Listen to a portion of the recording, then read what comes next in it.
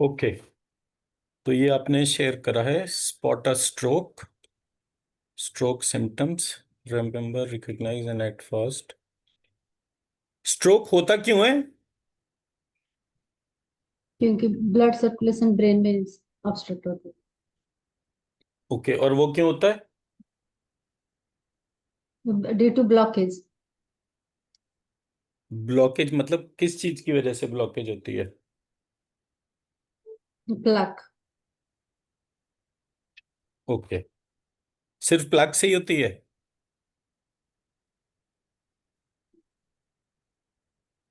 में okay, that है। तो हमारे यहाँ कफ की फॉर्मेशन होती है हम्म। ब्रेन में, जी। जी। और वो कुपित हो जाता है। कुपित होने के बाद वो जो कफ है वो मूव करता है थ्रू रेस्पिरेटरी सिस्टम, लंग्स में।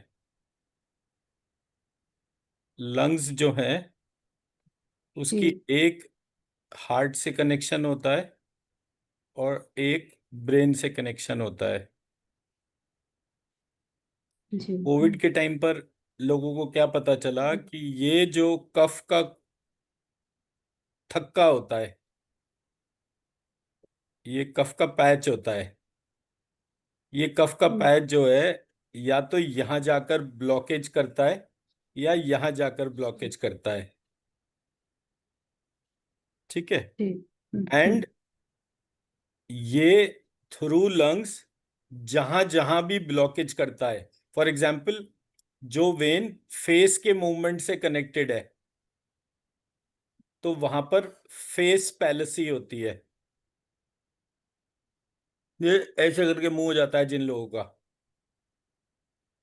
जी। ठीक है। हार्ट में गया तो हार्ट स्ट्रोक, हम्म। जी। ब्रेन में गया तो ब्रेन स्ट्रोक। understood। जी। इसके लिए एलोपैथिक प्रोसेस में एक इंजेक्शन होता है, उसको लगाने से क्लॉट डिसॉल्व होता है। अब बिकॉज ऑफ हम्म, कफ एक नेचुरल आर्टरीज में ब्लॉकेज बनती है, जी। और वहां पर जो भी हम ये तेल खाते हैं जिसको कि so called cholesterol free refined oil जिसको बोलते हैं, रिफाइंड ऑयल कभी भी नहीं खाना चाहिए, प्योर देसी घी खाना चाहिए, लेकिन गाय वाला, देसी गाय, A2 टाइप। ठीक है। तो रिफाइंड जो है वो नेचुरल ऑयल नहीं होता, एंड दिस ऑयल, इसके प्रोसेसिंग से जो है वो डर्टी कोलेस्ट्रॉल बनता है। मतलब there is a good cholesterol, there is a bad cholesterol. जी। जब आप घी खाते हैं, एक बड़ा स्टैंडर्ड सा टेस्ट बता देता हूं। एक दीपक जलाइए और उस दीपक में ड्रॉपर से देसी घी डालना शुरू करिए, उसके जो कॉटन बड जो होती है दीपक में उसके हम्म, आसपास। तो देखेंगे आप कि वो दीपक की लौ एकदम से तेज हो जाएगी। फिर आप जी। रिफाइंड उठाइए और रिफाइंड डालिए, देखेंगे उसकी लौ का साइज एकदम से घटना शुरू हो जाएगा। हार्ट की प्रॉब्लम जो है वो स्टार्ट होती है किसी भी पेशेंट को मंदाग्नि की वजह से। मतलब उसका फायर एलिमेंट ऑलरेडी वीक है। जी। क्यों वीक है? उसकी दिनचर्या की वजह से। अब इस वीक फायर एलिमेंट में आप क्या करते हैं, आप उसके भोजन में उस तेल को मिला देते हैं जो बैड कोलेस्ट्रॉल जनरेट करता है। एज अ रिजल्ट रिफाइंड खाने व्यक्ति को वाले व्यक्ति को ज्यादा चांसेस होते हैं स्ट्रोक के। मेरे घर में 3 से 4 साल गाय रही। जितने साल गाय रही, मेरे घर में कोई बीमार नहीं पड़ा। और देसी गाय थी, बढ़िया ब्रीड की गिर नस्ल की गाय थी। घर में उसको जो बेस्ट से बेस्ट होता था हम वो खिलाते थे, विदाउट इंजेक्शन। घर का ही दूध निकलता था। वो दूध से ही दही मक्खन पनीर जो कुछ भी है वो बनता था। 8-9 किलो रोज का दूध होता था। तो या तो हम दही बना लेते थे, या घी बना लेते थे, या पनीर बना लेते थे। कुछ ना कुछ बनता रहता था, सरप्लस होता था। तो उस सरप्लस दूध घी मक्खन की वजह से न्यूट्रिशन जो है वो बढ़िया था। और जब न्यूट्रिशन बढ़िया था तो ठीक। किसी को भी हार्ट स्ट्रोक नहीं था, पैरालिसिस स्ट्रोक नहीं था। पर घर में गाय पालना, जिसके पास लॉन भी ना हो, उसके लिए बहुत डिफिकल्ट होता है, गाय को भी कष्ट होता है। तो मैंने 3-4 साल बाद जो है वो गाय को हटा दिया और एक आश्रम में भेज दी। बट ये मेरा टेस्टेड पार्ट है, खुद करके देखा हुआ है। मैं मेरी बात समझा पाया? जी। तो जी। जितना भी ये वीगन कंसेप्ट है, वीगन कॉन्सेप्ट वाले प्रत्येक व्यक्ति को वीक इम्यूनिटी होती है, एंड उसका डाइजेस्टिव सिस्टम भी वीक होता है। क्यों वीक होता है? वो दूध का कोई भी आइटम नहीं ले रहा। यानी कि आप दूध को केमिकली इग्नोर कर रहे हैं। दूध के अंदर एंजाइम्स होते हैं जो आपके बॉडी के लिए बहुत नेसेसरी होते हैं। तो मदर्स फीड जो है,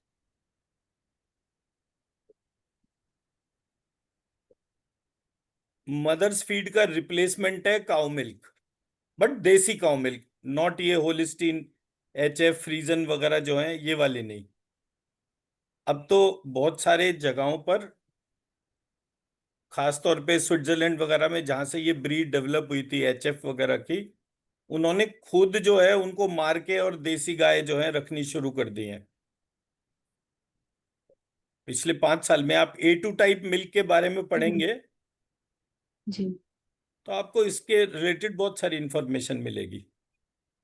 तो ये जो लंग्स में कफ की फॉर्मेशन होती है, ये कफ जो है एक पैच बनाता है। और वो पैच जो है हम्म। फेस हार्ट ब्रेन सब जगहों पर वो डैमेज करता है। जो ब्लड जी। का सर्कुलेशन होता है उसकी स्पीड हम्म। चेक करिए, how fast the heart pumps.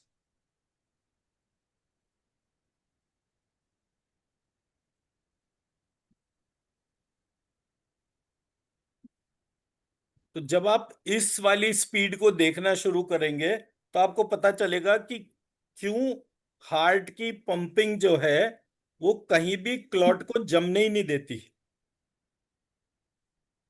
वो इतना स्ट्रांग हम्म। पंप करता है। अब क्या हुआ, मंदाग्नि हुई, फायर एलिमेंट वीक हुआ, तो हार्ट की पंपिंग स्पीड पे भी फर्क पड़ता है। आप कोई भी HRV डेटा उठाइए, हार्ट रेट वेरिएबिलिटी, हम्म। हेल्दी व्यक्ति और जिसको स्ट्रोक होता है उसको, दोनों जगह का डिफरेंस आ जाएगा। अब मुझे ये नहीं पता कि ये सारी की सारी चीजें आयुर्वेद वाले ऑर्गेनाइज होके क्यों नहीं बोलते। वैसे यहाँ पर एक चेन फॉर्म हुई है पिछले कुछ टाइम से इंडिया में, जो एक कोई त्यागी हैं और एक विश्वरूप राय चौधरी हैं। उनके पीछे तो सारे एलोपैथिक डॉक्टर्स लग ही गए थे। उनके सारे क्लिनिक बंद करा दिए उनके। मतलब उन्होंने तो डायबिटीज को जो है, वो कहते थे कि आप जितना मर्जी सेब आम जो भी नेचुरल फ्रूट्स हैं उसको जितना ज्यादा खाएंगे उतना ज्यादा जो है आप हेल्दी होंगे। जबकि वहां पर वो उसको फ्रक्टोज कहकर जो है उसको मना करते थे, नहीं फ्रक्टोज भी शुगर होती है। जबकि ग्लूकोज में शुगर होती है, फ्रक्टोज तो इजीली डाइजेस्टिबल होता है। हमारे यहाँ शुगर ही नहीं थी in the first place. Sugar तो ब्रिटिशर्स ने दी है हमारे को। हमारे यहाँ तो गुड़ की खांड बनती थी और उसी से सारी मिठाइयां बनती थी। तो जो बंगाली जो हैं, उन्होंने, क्योंकि ब्रिटिशर सबसे पहले जो है कलकत्ता पहुंचे थे, तो सबसे पहले उन्होंने ही बंगाली मिठाई बनाई, अदरवाइज शुगर वाली बंगाली मिठाई थी नहीं कहीं भी। हम्म, मैं मेरा पॉइंट समझा पाया? जी। तो आपको पहले तो ये पता होना चाहिए कि ये पूरा सिस्टम जो है ये किस तरह से चल रहा है। अब कफ जो है उसका कुपित होने का रीजन क्या है? Holding the desires. Hmm, hmm, holding the desire के लिए आपको क्या करना है जी? एक पार्ट आपको करना है साइकोथेरेपी। तो साइकोथेरेपी में आप पेशेंट से पूछेंगे कि आपकी क्या क्या डिजायर्स हैं, उनमें से कौन कौन सी डिजायर आप होल्ड करके बैठे हैं, क्यों होल्ड करके बैठे हैं, उसको कैसे हम हटा सकते हैं। जैसे जैसे ये बिहेवियर पैटर्न पे फर्क होगा, आप उसको थ्रू डिस्टेंस हीलिंग हेल्प करेंगे, in terms of that he is able to reduce, remove and rethink about all of his desires he is holding।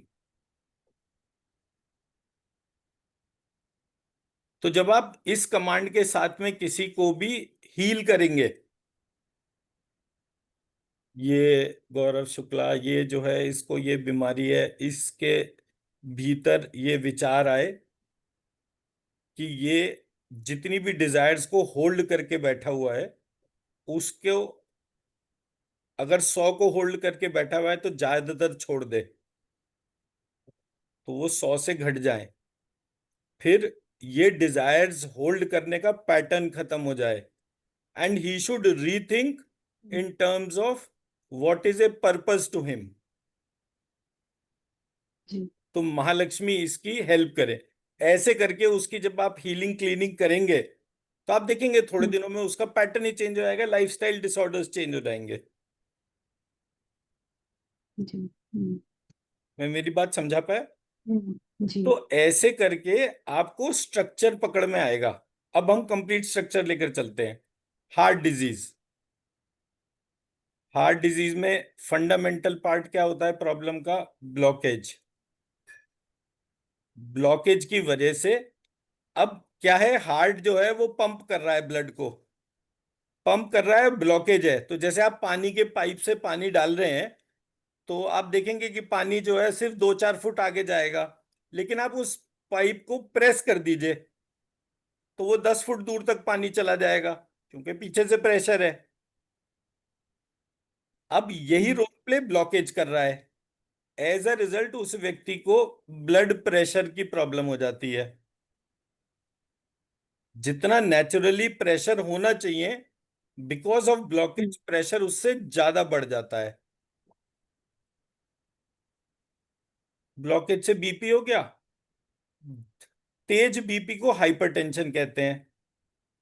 जी। उससे क्या होता है, उसकी ये जो क्रेनियल नर्व्स होती हैं दोनों, ये क्रेनियल हम्म, नर्व्स पे प्रेशर बढ़ जाता है। एज अ रिजल्ट ब्रेन की फंक्शनिंग पे इंपैक्ट आता है। सो हाइपरटेंशन क्रिएट हो गई यहां पर।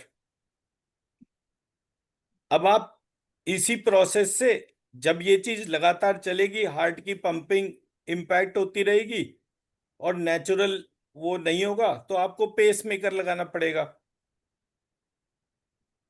तो जी। जितनी भी हार्ट की डिजीजेस हैं आप उनको आइडेंटिफाई कर सकते हैं कि कौन सी डिजीज में क्या हो रहा है और क्यों हो रहा है। आपका काम है पंच निदान के द्वारा पॉजिटिव फैक्टर्स को आइडेंटिफाई करना।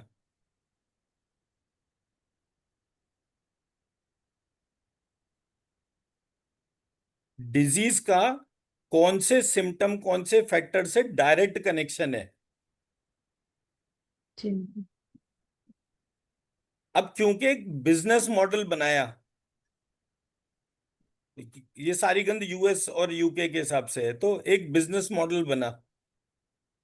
उस बिजनेस मॉडल में चीजें जैसे refined oil, butter, butter oil, rice oil, तमाम तरीके का जो दुनिया का कूड़ा कचरा है वो हम अपने खुद खाना शुरू हो गए और बच्चों को खिलाना शुरू कर दिया।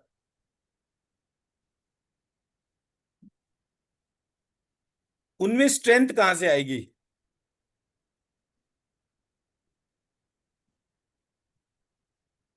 मैं मेरी बात समझा पाया?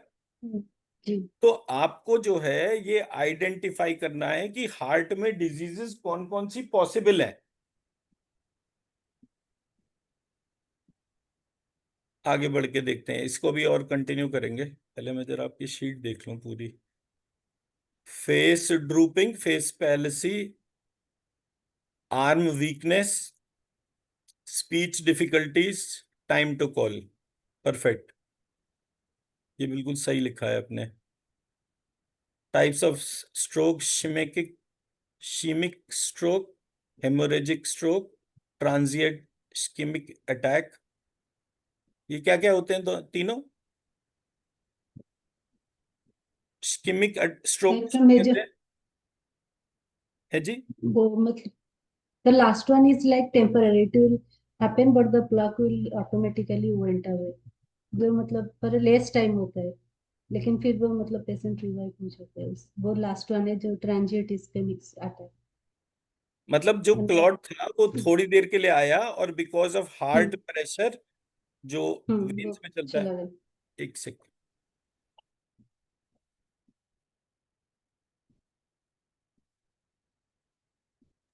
सॉरी।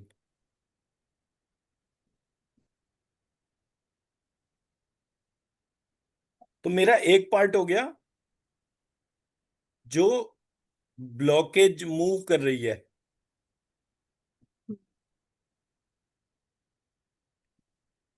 सो ब्लॉकेज अगर टेम्परेरीली मूव कर रही है तो वो थोड़ी जी। देर के लिए कहीं पे ब्लॉकेज बनेगी और थोड़ी देर बाद रिलीज हो जाएगी। हम्म बट जितनी देर ब्लॉकेज रहती है, अब आते हैं मेन पार्ट पे। हार्ट का फंक्शन क्या होता है?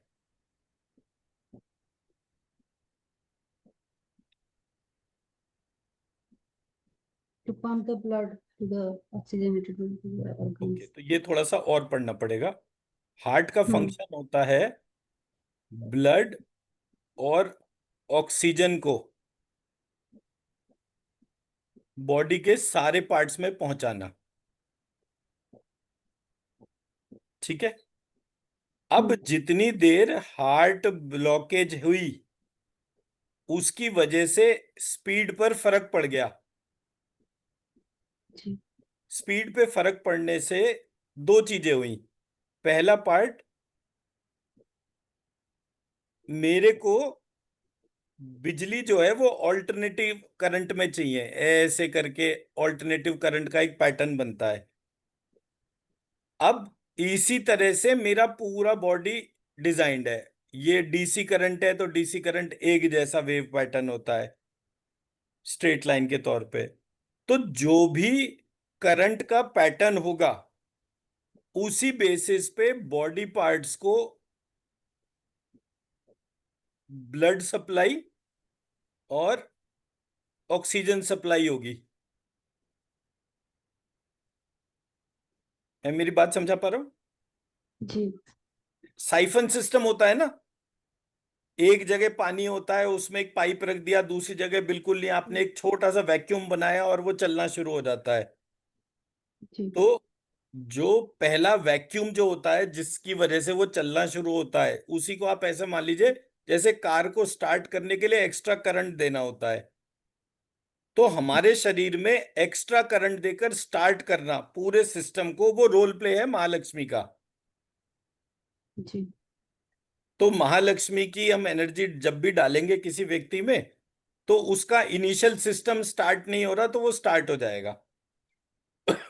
इसलिए महिषासुर के वध के टाइम पर सारे देवी देवता सारे जितने भी देवता थे वो महालक्ष्मी के आगे हाथ जोड़ के खड़े थे, बोले कि हम श्वास डाल रहे हैं तो वो ब्रीदिंग पैटर्न जितनी देर डाल रहे हैं उतनी देर वो चल रहा है, उसके बाद सब कुछ ऑब्स्ट्रक्ट हो रहा है।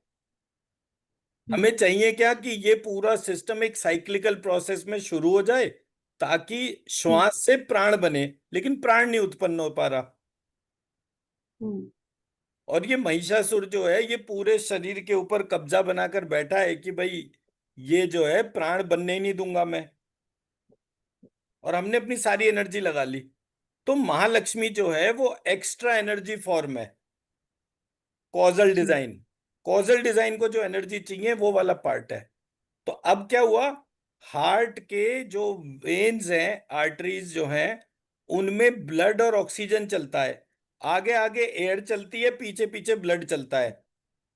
जी। अब ये साइफन सिस्टम के जैसा हो गया। अब ये जो प्रोसेस चलता जा रहा है, ये ऑब्स्ट्रक्ट हो गया। ऑब्स्ट्रक्ट होने पर उतनी देर ब्रेन की सप्लाई पे फर्क पड़ा। जी। अब ब्रेन की सप्लाई पे फर्क पड़ा तो ब्रेन स्ट्रोक हो गया।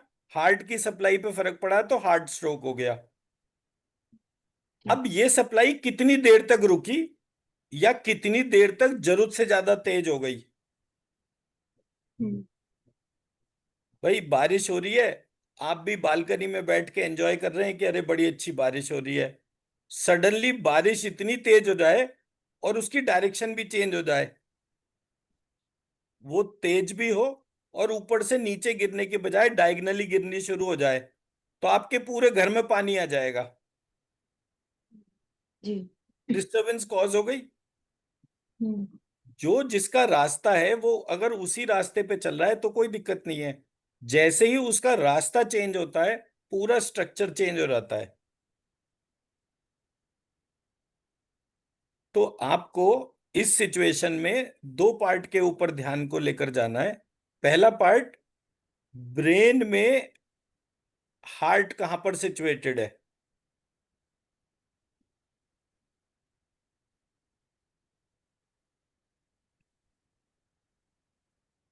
तो फायर एलिमेंट का जहां डोमेन है, जी। कौन सा लोब उससे कनेक्टेड है। Occipital lobe. ऑक्सीपिट। सो आपको जो है सबसे पहले किसी भी व्यक्ति का जो हार्ट पेशेंट है, उसके ऑक्सीपिटल लोब को ही हील करना है, क्लीन करना है, एनर्जाइज करना है।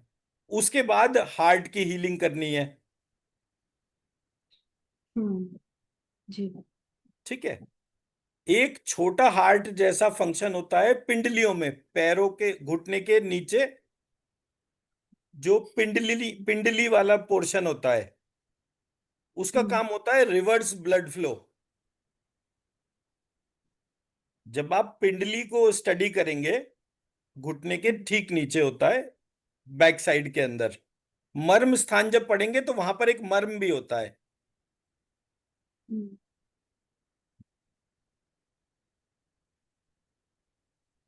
जी। तो हम्म। जब आप मर्म को ध्यान करके उसको देखेंगे तो वो पॉइंट पर भी आपको हीलिंग करनी है। तो हेड, नेक और टेल, जी। ऐसे करके जो है आपको तीन पॉइंट को आइडेंटिफाई करना है। जी। तो जब आप फायर एलिमेंट रिलेटेड पूरे प्रोसेस को क्लीन करेंगे, तो हार्ट स्ट्रोक कैसी भी सिचुएशन का होगा वो रिवर्स हो जाएगा। हम्म। अब प्रैक्टिकली मेरे कजन को जो है वो हार्ट अटैक हुआ, उसको हॉस्पिटल में एडमिट करा। उसने, उसकी वाइफ ने थोड़े से पैसे जमा करा दिए। हम वहां पर गए तो देखा वो डॉक्टर ने अटेंडेंट को लगा रखा था, वो हार्ड प्रेस कर रहे थे। मैं कहा ये तो फुल स्ट्रोक है इनको। तो बोले हाँ। तो मैंने कहा आप इसमें क्या कर रहे हैं। बोले एक्चुअली वो इसमें एक वो बलून लगता है और ये लगता है, वो 65,000 का होता है। तो आपने अभी एक्चुअली पैसे नहीं जमा कराए, तो हम बस इस बात का वेट कर रहे थे कि आप गो अहेड दें। मैं कहा ये तो मर जाएगा ऐसे तुम्हारे वेट करने के चक्कर में, पैसे तो जमा हो ही जाएंगे, पहले या बाद में क्या फर्क पड़ता है। बोले नहीं, लोग बाग एक्चुअली जो है, अगर पेशेंट सरवाइव नहीं करता है तो वो पैसे भी नहीं जमा करते हैं, फिर लड़ाई झगड़ा होता है, हमें बड़ी परेशानी होती है। आप सोचिए, एक आदमी मर रहा है, उसको हार्ट प्रेस करने के तौर पे जो नेसेसरी मेडिकेशन होना चाहिए वो भी नहीं दे रहे क्योंकि पैसे लगते हैं। हमने वहां खड़े खड़े जो है तीन आईसीयू में खड़े खड़े 3 हार्ट अटैक मैनेज करे उस आदमी के, एक के बाद एक के बाद एक। क्यों? क्योंकि प्रोसेस में ब्लॉकेज हो रही थी और वो ब्लॉकेज जो है उसको क्लीन करना पड़ रहा था। जी। एंड दोज डेज, मतलब आई एम टॉकिंग अबाउट 2018, 19, हाँ 18 एंड की बात है, 1 जनवरी को तो वो चला ही गया था। 5 हार्ट स्ट्रोक हुए थे उसको, फिर वो ही कुंड सरवाइव। तो मैंने ये रियलाइज करा कि हमारे को केवल जरा सा काम था ब्लॉकेज हटाने का। तब तक हम सिर्फ फिजिकली हार्ट की वो करते थे। मुझे ये ऑक्सीपिटल लोब वाला जो है वो इतना आइडिया नहीं था। वो तो मैं एक न्यूरो एनाटॉमी वाले बंदे के पास में बैठा तब मुझे पता चला कि सारा जो भी बॉडी का स्ट्रक्चर जो है वो तो ब्रेन में ही होता है। तो अब जब तो पर ये प्रैक्टिकली टेस्टेड था। उसके बाद तो फिर जितने भी लोगों के हार्ट स्ट्रोक हमें पता चले, हम आराम से क्लीन करते चले। 30 मिनट्स लगते हैं एक व्यक्ति के पास में एम्बुलेंस सपोर्ट पहुंचने में। 30 मिनट में तो हम 3 बार आदमी को क्लीन करके खड़ा कर देते हैं। अगर 30 मिनट में उसको 3 स्ट्रोक भी आए तो कोई दिक्कत नहीं है, सिर्फ हमें व्हाट्सएप वीडियो कॉल पे वो दिखना चाहिए। आयुर्वेद में एक दवाई होती है योगेंद्रस। योगेंद्रस लेनी चाहिए बैद्यनाथ की। अभी आजकल बैद्यनाथ की मेडिसिन अच्छी क्वालिटी की है, डाबर की बहुत अच्छी क्वालिटी की नहीं है। सो एक मॉर्निंग एक इवनिंग 2 टैबलेट लेनी चाहिए, सुबह शाम। जब आप 8 महीने तक रोज 2 टैबलेट लेते हैं तो आपको 10 साल तक स्ट्रोक नहीं होता।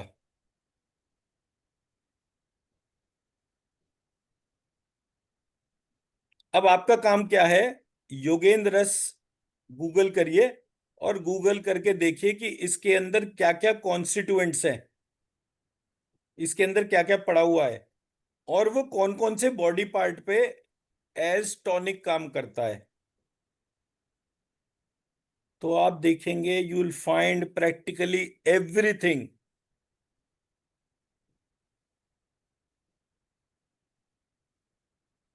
It is called Yogendra because ये सारे जितने भी आयुर्वेद के योग हैं ये उसका राजा है, इंद्र के समान है। मैं मेरी बात समझा पाया? जी। तो किसी भी व्यक्ति को प्रोएक्टिवली, जैसे ही वो 50 साल की एज का होता है, उसको ये गोली 8 महीने खानी चाहिए, उसके बाद बंद कर देनी चाहिए। ये नहीं है कि पूरी लाइफ लॉन्ग खाना है। बट अगर ये गोली वो दिन में 2 बार खा रहा है, सुबह और शाम, 8 महीने तक, दैट्स द सेफेस्ट डोसेज। अनार के रस से ले ले, शहद से ले ले, मलाई से ले ले, किसी भी तरह से ले ले, उसका हार्ट बिल्कुल परफेक्ट रहेगा।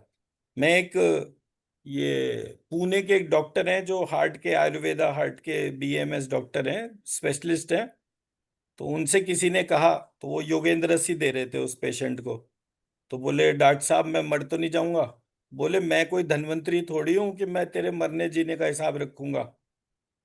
पर मैं ये कह सकता हूं, मैं तेरे मरने जीने की कोई गारंटी नहीं ले सकता, बट मैं ये गारंटी से कह सकता हूं कि ये दवाई खाने के बाद तू मर तो सकता है, लेकिन हार्ट की बीमारी से नहीं मर सकता। कोई और बीमारी होके मर जाए हम नहीं जानते, जीना मरना हमारे हाथ में नहीं है। लेकिन हार्ट की प्रॉब्लम को जड़ से उखाड़ देता हूं मैं। इतना कॉन्फिडेंस था उस बंदे का बात करने में। मेरी बात समझा पाया? जी। तो मैंने मेरे गुरुजी को नहीं, और भी आयुर्वेद के बहुत सारे लोग हैं जिनके अंदर मैंने ये कॉन्फिडेंस देखा।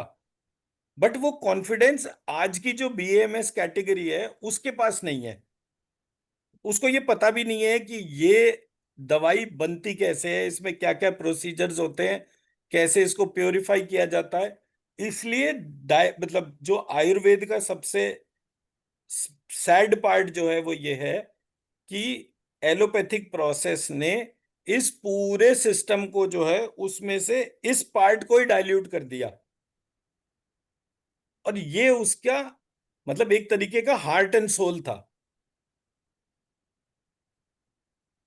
आपके शरीर में धातु दोष होने के बाद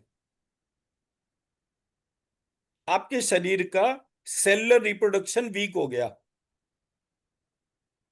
सेलुलर रिप्रोडक्शन वीक होने के बाद आपके ब्लड सेल उतने ही फॉर्म नहीं हो रहे जितना खून शरीर को चाहिए। तो प्रॉब्लम शुरू हो गई ना। अब आते हैं जो ये हमारा हीमोरेजिक अटैक है उसके ऊपर। ये बताइए क्या होता है। सेल वॉल ब्रेक हो जाते हैं because of the blockage, means maximum amount of कहाँ पर ब्रेक ब्लॉकेज होता है। And the press. जी, सेल वॉल पे, आर्टरी की वॉल। कहाँ पर ब्रेक होता है ब्लड।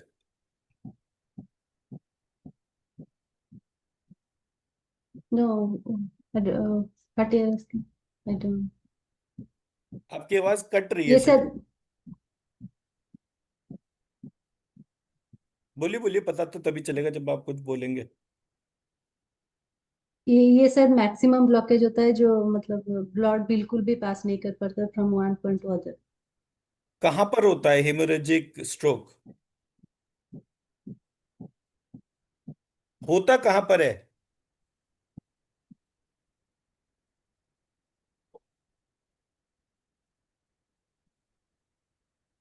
हेमोरेजिक स्ट्रोक कहाँ? होता है ब्रेन में। हम्म।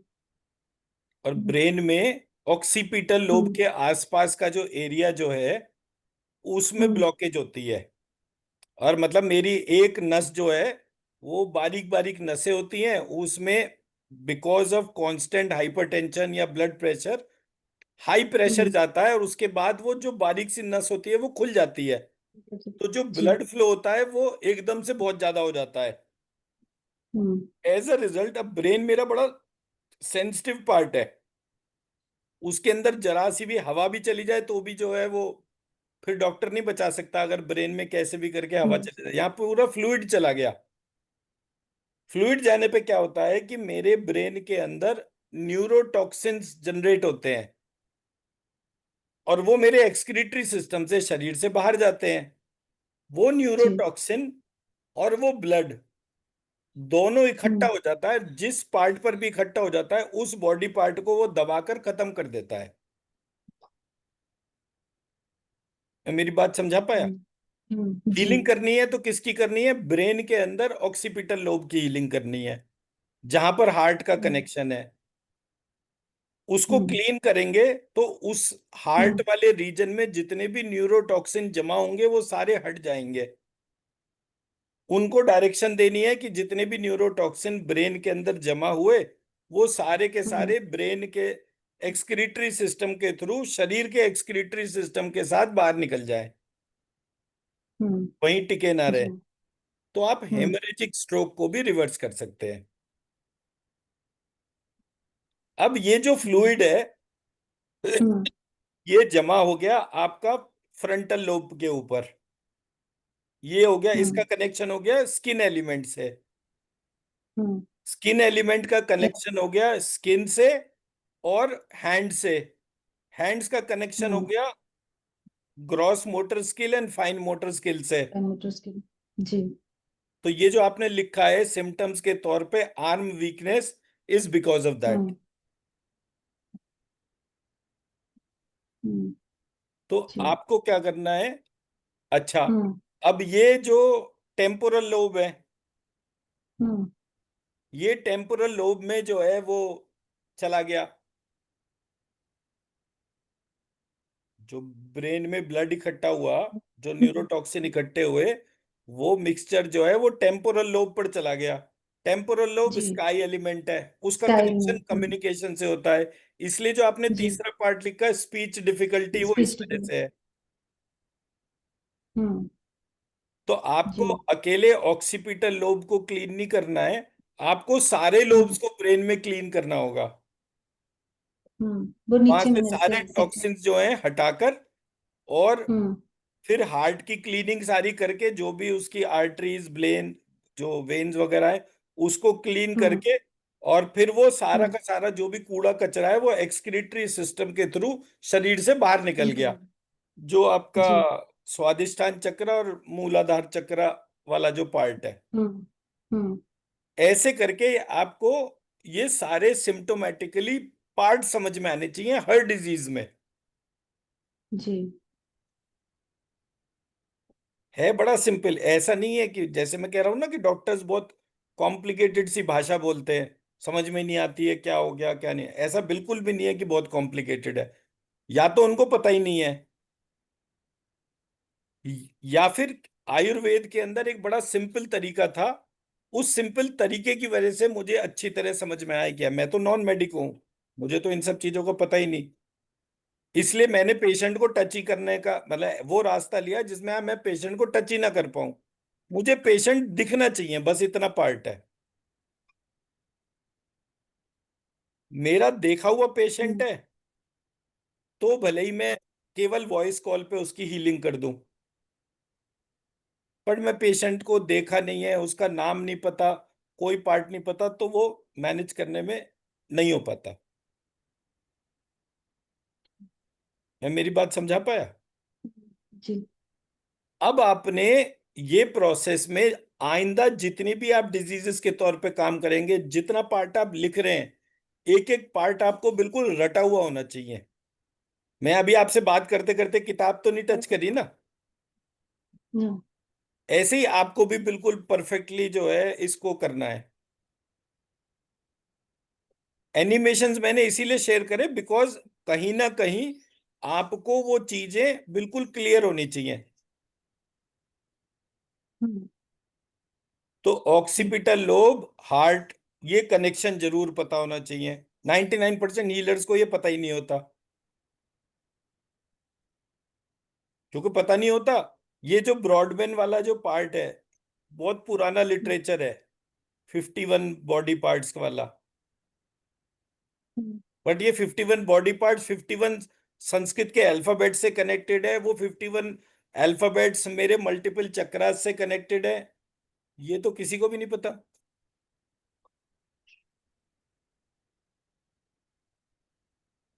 मैं मेरा पॉइंट समझा पाया? जितना जी। स्ट्रक्चर्ड आपकी समझ होगी, उतना स्ट्रक्चर इमर्ज होता जाएगा। अब दूसरा पार्ट देखते हैं, क्योंकि ये सारा कुछ जो है फायर एलिमेंट से कनेक्टेड है।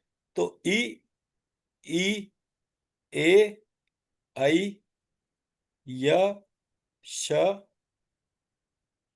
ख, छ, ठ, थ, फ।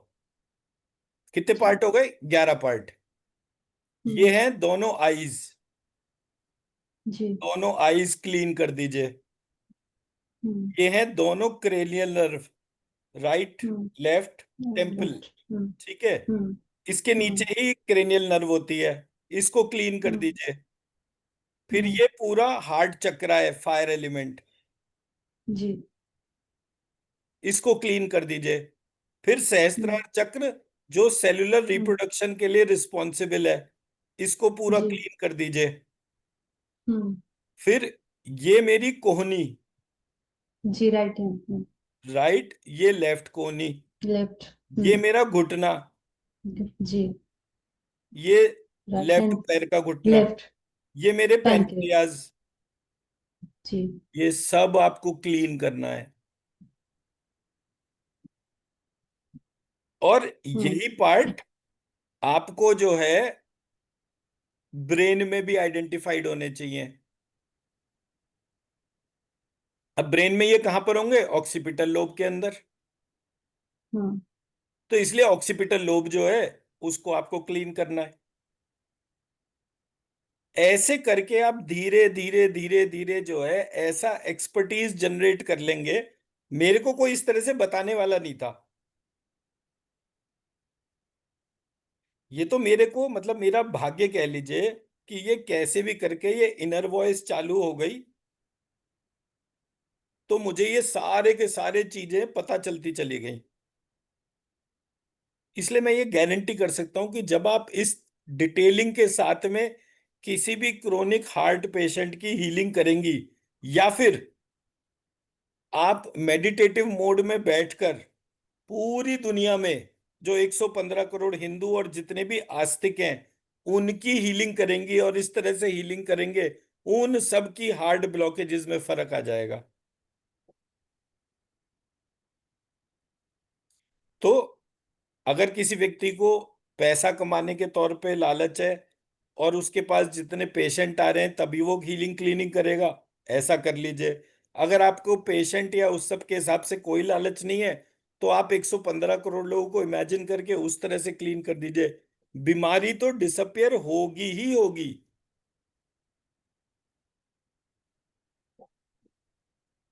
मैं मेरी बात समझा पाया? जी।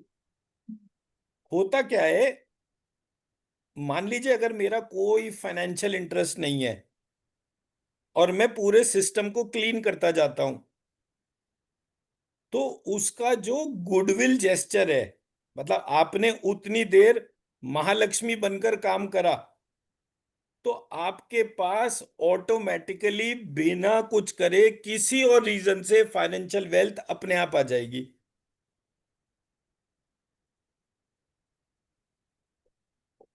क्योंकि आपने महालक्ष्मी का रोल प्ले करा।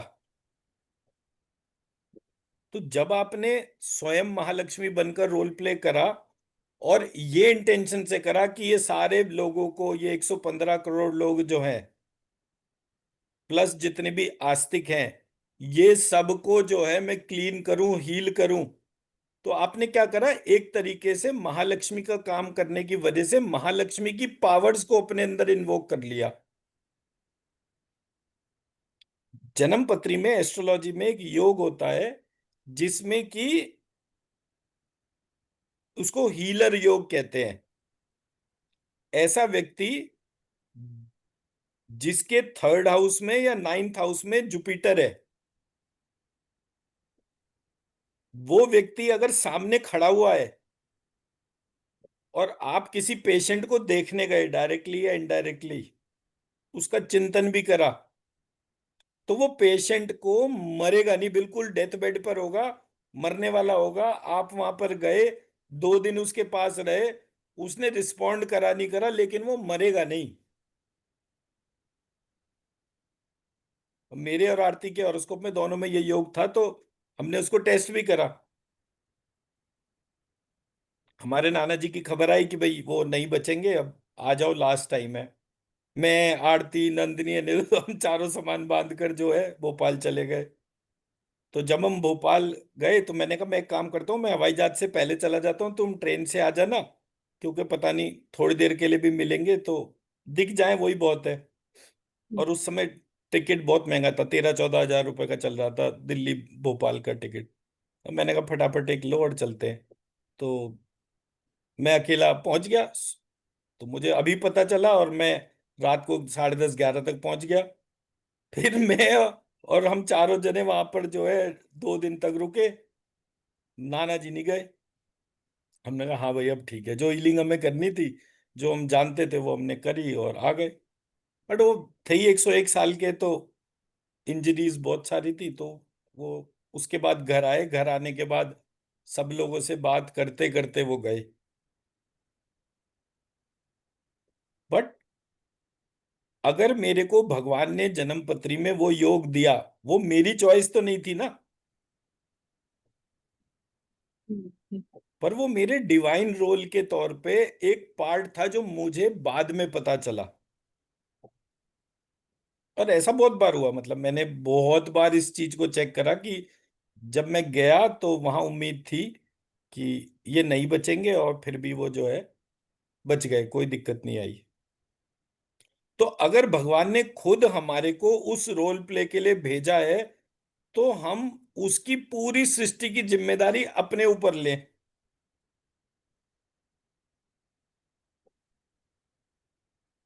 भाई, हमारे किसी नियर एंड डियर को हॉस्पिटल में एडमिट करा जाए तो हम डॉक्टर से उम्मीद करते हैं कि ये उनको बचा लेगा। पर डॉक्टर अगर अपने ही लालच में लगा हुआ है तो वो पेशेंट बचेगा कैसे? और ये बात रोल जी। प्ले की मैं कर रहा हूं। फॉर एग्जाम्पल, आपने अपने बच्चों को स्कूल भेजा, किस इंटेंशन से भेजा है school? So that they become good citizens. अब अगर हम्म स्कूल में ही नशे का व्यापार हो रहा है और स्कूल को पता है और वो सब चुप बैठे हुए हैं, तो आपने बच्चों को क्या नशेड़ी बनाने के लिए स्कूल भेजा था? And this I am saying because आप दिल्ली, मुंबई, इनके जितने भी टॉप स्कूल्स हैं, उनकी जो फेयरवेल पार्टीज और 11th 12th के तौर पर ही सारी नशे की सामग्री वो 10वीं 11वीं 12वीं तक पहुंच जाती है।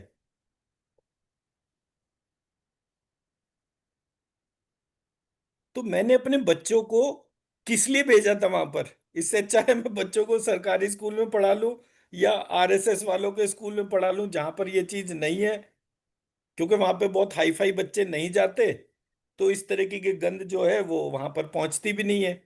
सो एज अ रिजल्ट मैं मेरे बच्चों को प्योर तो देख पाऊंगा। तो role play is a very important aspect. आपको क्या जरूरत है कि आप महालक्ष्मी बनो, बट अगर किसी भी रीजन से आपकी हॉरोस्कोप में वो योग मौजूद है, तो आपको वो रोल प्ले जो है आप उसके लिए you are the chosen one. और मैं तो इस तरह का बंदा हूं कि चोजन वन हूं या ना हूं, मैं तो रोल प्ले करूंगा, क्योंकि पूरी दुनिया में ब्राह्मणों का काम पढ़ना और पढ़ाना होता है। और अगर सही शिक्षा व्यवस्था पूरी दुनिया से मिसिंग है, तो उस पूरी व्यवस्था अव्यवस्था के लिए केवल मैं ही जिम्मेदार हूं। सबका कष्ट मुझे ही मिलना चाहिए। क्योंकि अगर मैं ब्राह्मण होकर ढंग से मेरा काम कर रहा होता, तो ये हम्म पूरे सिस्टम में जितनी भी प्रॉब्लम है वो नहीं होती। चाणक्य को उसकी जिम्मेदारी पता थी, तो उसने पूरे देश को भारतवर्ष बनाया ना। उसको जी भी क्या जरूरत थी? उसके बाप को भी क्या जरूरत थी? उसके बाप का तो सर ही काट के सड़क पे डाल दिया था, चौराहे पे लटका दिया था, गेट पे। तो अगर ब्राह्मण अपने थॉट प्रोसेस को ऑर्गेनाइज कर ले, दुनिया की कोई ताकत ऐसी नहीं है कि उसका मार्ग भी रोक पाए। और मार्ग जो है वही रोक सकता है जो खुद जागृत अवस्था में महालक्ष्मी के जैसा हो। तो जब आप अपने आप को उस महालक्ष्मी फॉर्म में लेकर जाएं, तो take control of everything in your hand. फिर मां से कोई चीज नहीं मांगनी है, अपने आप से ही मांगना है। मेरे थॉट ऐसे हो, मैं इतनी ओनरशिप के साथ काम करूं, हर पावर आपके पास मौजूद रहेगी। मैं मेरी बात समझा पाया? जी आगे बढ़ते हैं।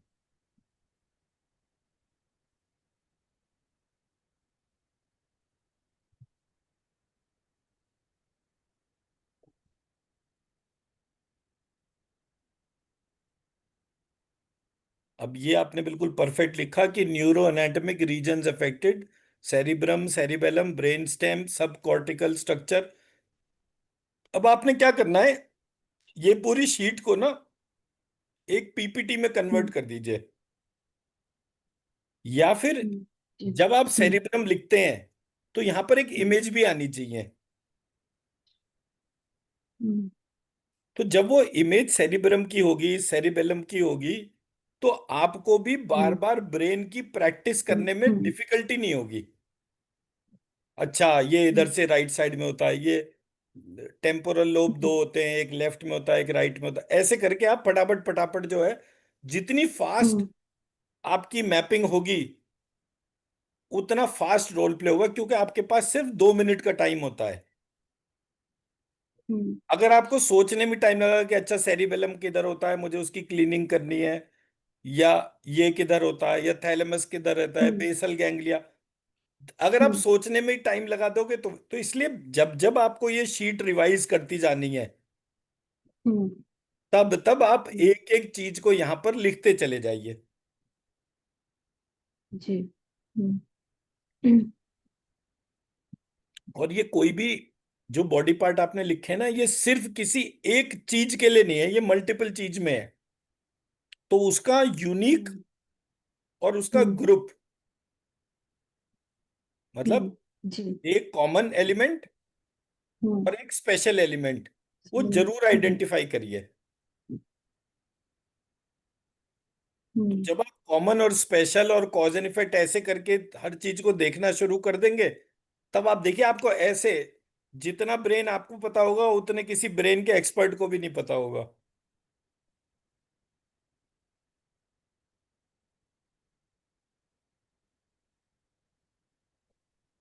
अभी हमारी 3 आर्टरी होती हैं, कौन सी ब्लॉक्ड है, कौन सी नहीं ब्लॉक्ड है, कितनी ब्लॉक्ड है, कितनी, इससे रिलेटेड आपको रिसर्च पढ़नी चाहिए। कितनी आर्टरी के ब्लॉकेज के ऊपर सर्जरी दे। ये डॉक्टर तो पता है कैसे करते हैं, अरे स्टेंट डालना है, आपकी तो एक आर्टरी ब्लॉक्ड है, एक आर्टरी की बात बोली हम्म। और पेशेंट को इतना डरा दिया कि वो वहीं लेट जाता है कि अच्छा जी कर लो जो करना है। फटाफट वेन काटते हैं, जब वेन कटी हुई होती है तब प्रेशर में आता है, अरे आपका तो ये ब्लॉक हो गया, ये ब्लॉक हो गया। भाई तूने ऐसा टेस्ट ही क्यों करा जिसके लिए, क्यों, क्योंकि स्टंट बेचना है, 1.25 लाख रुपए का स्टंट होता है, हंसते हंसते 15,000 रुपए जो है वो एक मुश्त की कमाई होती है और बाकी कमीशन होता है पूरी डील के तौर पे। तो आपको पूरे हम्म। प्रोसेस में कब, कितनी ब्लॉकेज पर सर्जरी कंपलसरी है। अच्छा, और ये सारा उठाई गिरा हिसाब किताब जो है इंडिया में होता है, यूएस में नहीं होता। यूएस में भी standards, medical standards comparatively to India बहुत हाई है। तो एटलीस्ट आप लालच को काउंटर कर सकते हैं। अब यूएस में तो यहां तक हो गया है कि हम्म। वो ठोक के एंटीबायोटिक नहीं देते, वो कहते हैं कि बिना हम्म। एंटीबायोटिक के ही अपना वो चलाइए, कितने दिन चलाते हैं। ये सब इंडिया में नहीं होता। जी। वो घोड़े की भी एंटीबायोटिक होगी तो वो इंसान को दे देंगे कि चलो ये जो है, कम से कम पेशेंट ये तो कहेगा डॉक्टर साहब के पास गए, उन्होंने एक इंजेक्शन लगाया, हम तो बिल्कुल ठीक हो गए। अनपढ़ आदमी, उसे क्या पता कि वो इंजेक्शन नहीं है, तेरे लिए मौत का सामान इकट्ठा करके दे दिया। मैं गया, मेरे को आज से 7-8 साल पहले डायबिटीज के तौर पे बोला वो डॉक्टर ने। तो मैं गया, अरे शुक्ला जी आप खड़े कैसे हैं, क्या हो गया भाई, मैंने नीचे देखा कि कहीं गड्ढा वड्ढा तो नहीं आ गया इसके क्लिनिक में कि मैं खड़ा कैसे हूं। आपको तो अब तक इंसुलिन पे आ जाना चाहिए था। अरे भाई फलाने इधर आओ, ये शुक्ला जी की तो बड़ी खराब स्थिति है, इनको तो वो जरा दिखाओ इंसुलिन के इंजेक्शन। अब वो बंदा जो है ट्रे में इंजेक्शन से जाके आ गया, आपको सर ये वाला लेना चाहिए ये। मैं जैसे ज्वेलरी शॉप में घरवाली के लिए हार खरीदने आया हूं कि भाई ये वाले में और ज्यादा सुंदर लगेगी या उसमें। इस तरीके के हमारे यहाँ डॉक्टर्स हैं, एंड अच्छे डॉक्टर्स भी हैं। मेरठ में एक डॉक्टर थे, वो मतलब जवाब नहीं था उनका। मजाले किसी को जो है, जब तक बिल्कुल नेसेसरी कंपलसरी वो ना हो। और उनका चेहरा देखिए, इतना तेजस्वी चेहरा था। डॉक्टर पाठक करके थे मेरठ के अंदर, ओ हो, पूरा डिवाइन प्रोसेस था। तो ये जो एस्पेक्ट्स हैं ये आपको जब पता होंगे, आप उनको कोट कर सके, इतनी आपको तैयारी होनी चाहिए। गूगल कीजिए, कितनी आर्टरी की ब्लॉकेज के ऊपर सर्जरी या स्टेंट डलता है। यहाँ तो 55% आर्टरी ब्लॉकेज पे इन्होंने स्टेंट डाल दिए। एक आदमी के 5 स्टेंट डाल दिए, उसने कहा नहीं मैं आर्ट सर्जरी नहीं कराऊंगा। तो उन्होंने कहा अरे ये 5 लाख का जो है वो चला गया ग्राहक हमारे पास से।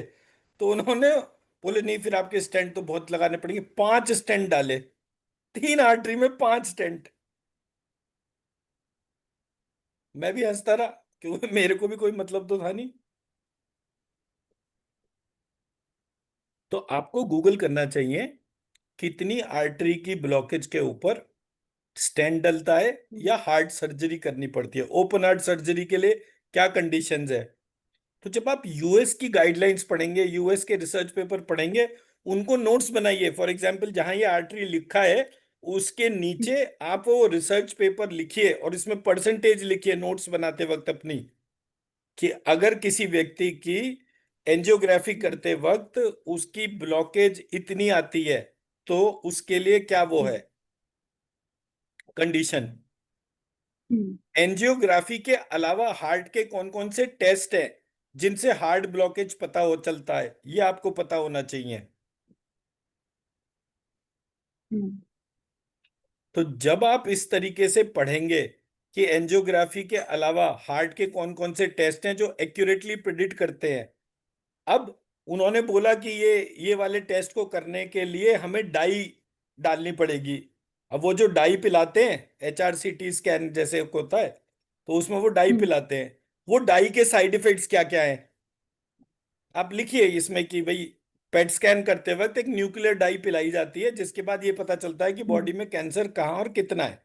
25,000 रुपए का इंडिया में टेस्ट होता है वो। मेरे फादर तो मरे ही उस टेस्ट की वजह से थे। ये तो बाद में हम जब DRDO में साइंटिफिक रिसर्च के तौर पे डिस्कस कर रहे थे डॉक्टर से, तो पता चला कि जी वो डाई तो अपने आप में ही ऑटो इम्यून, जो इम्यून सिस्टम है उसको खत्म करती है। मैं मेरी बात समझा पाया? हम डॉक्टर के पास गए क्यों? क्योंकि हमारा पेशेंट ठीक हो जाए। हमारा पेशेंट 3 साल बाद मरता, उन्होंने 3 हफ्ते में मार दिया।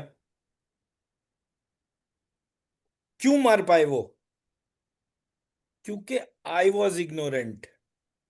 देर was nobody with me who could guide me. मेरे फूफा जी अगर होते, मजा ले ये सब प्रॉब्लम होती। पर मेरे फूफा जी खुद ही, मतलब डैडी से 1 हफ्ता पहले मेरे फूफा जी भी चले गए थे। एकदम से ऐसा गैप आया लाइफ में, समझ में ही नहीं आया। गुरुजी वो 19 में चले गए, ये दोनों जने 21 में गए। हम तो सुकून से रहने वाले लोग, हमें थोड़ी पता कि बिना माँ बाप के रहना किसको कहते हैं। सारी जिंदगी तो मैं उसी घर में रहा जिसमें मेरे फादर रहे। तो इतना बड़ा गैप, इतना बड़ा gap, and I felt so frustrated. Then I made my mind कि मैं तो यही काम करूंगा, चाहे जिंदगी में पैसा कमाऊं नहीं कमाऊं उससे कोई मतलब नहीं है। इतना स्ट्रॉन्ग स्ट्रक्चर बना दूंगा कि वो स्ट्रॉन्ग स्ट्रक्चर जो है लाखों लोगों को जब पता चलेगा, इस पूरे नेक्सस के चक्कर में कोई नहीं फंसेगा। और उसका एक ही तरीका होता है, आप हर चीज को रिसर्च बेस्ड करना शुरू करिए, साइंटिफिकली डिफाइन करिए। Write each and everything when you are preparing the notes. Artery लिखी है, कौन सी आर्टरी कितनी ब्लॉकेज के बाद उसमें स्टेंट डलेगा या सर्जरी होगी। एक, मान लीजिए तीनों 55-55% ब्लॉक्ड है, क्या ऐसे व्यक्ति को स्टेंट डालना चाहिए या नहीं डालना चाहिए? ये केस स्टडीज बनी हुई हैं। US में बहुत हाई स्टैंडर्ड्स हैं कुछ चीजों के लिए। अगर किसी डॉक्टर से 3 से 6 पेशेंट मर जाते हैं किसी डॉक्टर के ट्रीटमेंट में, तो उसको व्हाइट हाउस में जवाब देना पड़ता है। And there is a red flag attach to that doctor कि ये हो कैसे रहा है इसके उसमें। मैं मेरी बात समझा पाया? जी। तो you are fortunate that you are studying there and you can connect with those people also. और अगर आपका कोई कनेक्शन ना बने, कुछ नहीं करना, शांति से बैठ के महालक्ष्मी का ध्यान करिए और उनको बोलिए कि मेरे को ये पूरा थ्योरेटिकल सिस्टम समझना है, उसके लिए कोई व्यक्ति मेरे लूप में आ जाए और मुझे ये सब कुछ समझा दे। मैं अगर आपके जी। बच्चों का ध्यान कर रही हूँ, आपके रोल प्ले कर रही हूँ, तो मेरे को मेरा सपोर्ट सिस्टम भी तो चाहिए ना। तो वही सपोर्ट सिस्टम वाला श्री राम, उनका मंत्री पद मंडल, ऐसे करके वो हम्म। सबसे हील करा और एक प्रोसेस क्रिएट कर दिया आपने। जब आप उसको कर देंगे तो आपको दिक्कत ही नहीं आएगी। मैं मेरा पॉइंट समझा पाया? हम ये हार्ट जी। वाली शीट पर ही अभी कुछ दिन और काम करेंगे, एक एक पार्ट पे चलेंगे। चलिए अभी आगे बढ़ते हैं। Primary, the brain is directly most severely affected. उसका रीजन मैं बता चुका। Severe strokes and complication can affect the lungs, heart, kidney, immune से। जहां भी पानी के प्रेशर से एक्स्ट्रा प्रेशर झेलने की क्षमता कम हुई। अब इसमें एक इंपॉर्टेंट पार्ट क्या आता है, कोई भी चीज कमजोर क्यों हो रही है? फर्स्ट इंडिकेशन क्या है? हम्म। First indication hmm. है धातु दोष, हम्म। मंदाग्नि, कफ।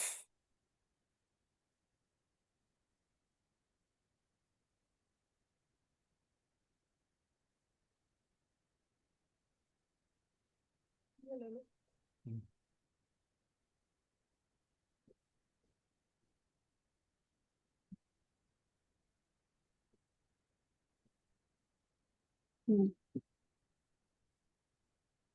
ठीक। Clinical correlation by region, frontal motor speech, very good, ये बहुत अच्छा बनाया आपने। इसके साथ अगर इमेज होगी तो ये पूरा प्रोसेस कंप्लीट हो ज्यादा। जाएगा। और इसके साथ डिटेलिंग भी होनी चाहिए, क्योंकि सिम्टम ही आपको तब पता चलेंगे एक पेशेंट के। हम्म। आपके पास एक पेशेंट आके बैठा, वो बहुत ही इंट्रोवर्ट टाइप का व्यक्ति है, वो कुछ बोलता ही नहीं है। इसलिए मैंने बोला कि होम्योपैथी के जब सिम्टम पढ़ेंगे तो पेशेंट को देखते ही आप उसकी पेशेंट मैपिंग कर लेंगे। ठीक। तो यहां पर इमेजेस और लगाइए। तो इमेजेस के लिए या तो पीपीटी बनाइए या फिर जो है इसको हम्म। उसमें कर दीजिए, इसी में ही इमेजेस जोड़ते जाइए। Frontal, parietal, temporal, occipital, cerebellum, brainstem, thalamus, basal ganglia. Perfect. Immediate action if stroke symptoms appear, seek emergency help immediately.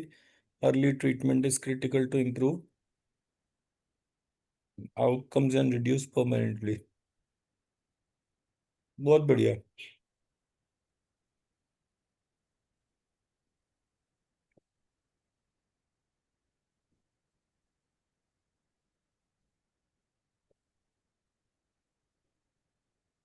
Excellent.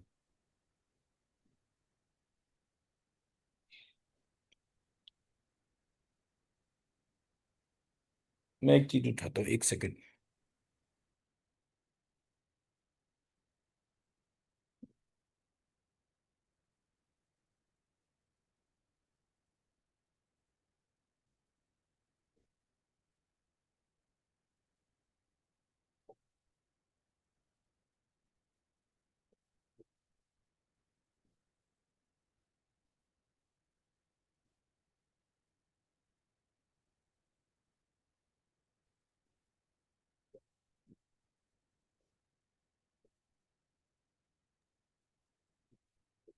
अब हम आते हैं हार्ट पेशेंट के लक्षण।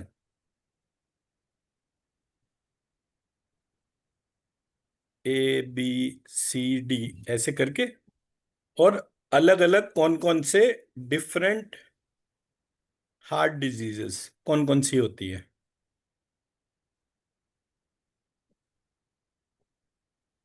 अब लेमैन के तरीके से बात करते हैं। ना आप ठीक। डॉक्टर हो ना मैं डॉक्टर हूं। हम्म। जिसका दिल कमजोर होगा उसके क्या सिम्टम होंगे।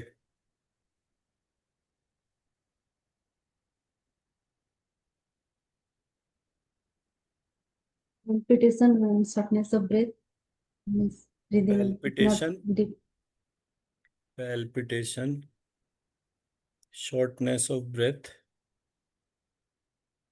और breathe मतलब complete navel, not touching the from nose to navel नहीं। ये तो ऐसा ना, न्यूज टू नेवल तो मैंने आपको बताया, उसको भूल जाइए। आप एक जेनरिक व्यक्ति हैं जी। भाई। एक एक साधारण व्यक्ति और एक डॉक्टर में फर्क तो हम तब जान पाएंगे ना कि साधारण व्यक्ति सोच रहा है नहीं सोच रहा उसके तौर पे। हम्म। तो मैं सिर्फ लक्षणों की बात कर रहा हूं, ये आपने थोड़ी सी टेक्निकल टर्म बोली। अभी मैं टेक्निकल टर्म पे नहीं आता। एक आदमी है आपके सामने आके बैठ गया, मुझे अपनी हीलिंग करानी है। आपको क्या प्रॉब्लम है, आप कहोगे जी पहले आपकी केस हिस्ट्री बनाऊंगी मैं। अब आप अपने बारे में बताइए। तो गूगल करने पे लिखिए how a homeopathic doctor prepares case history.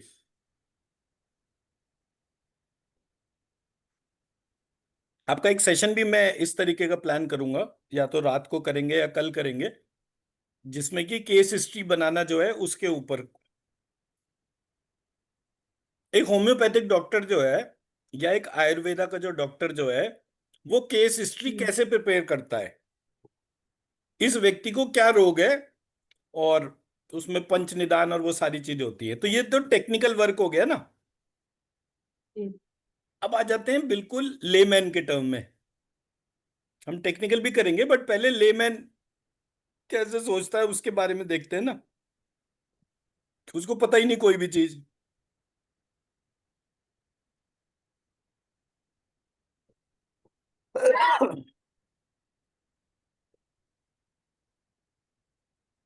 जिस व्यक्ति का हृदय कमजोर होगा उसको डर लगेगा, वो हर चीज में कॉशियस रहता होगा, उसका जो रंग होगा चेहरे का वो हल्का पीलापन लिए हुए होगा।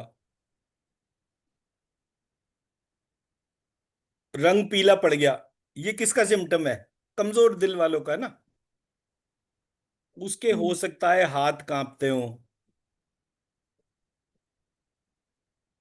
उसकी आंखों से आंसू गिरते होंगे बहुत जल्दी जल्दी, छोटी छोटी बातों पे आंखों से आंसू गिरते होंगे।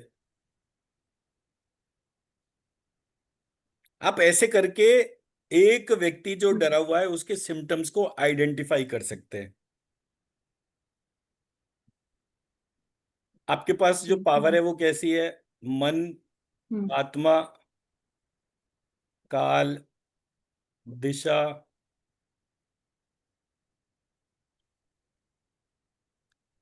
आकाश, वायु, अग्नि, जल, पृथ्वी। अगर ये 9 तत्व हैं तो प्रत्येक तत्व के अंदर हार्ट हम्म। पेशेंट के बिहेवियर पैटर्न का कोई राज छिपा होगा।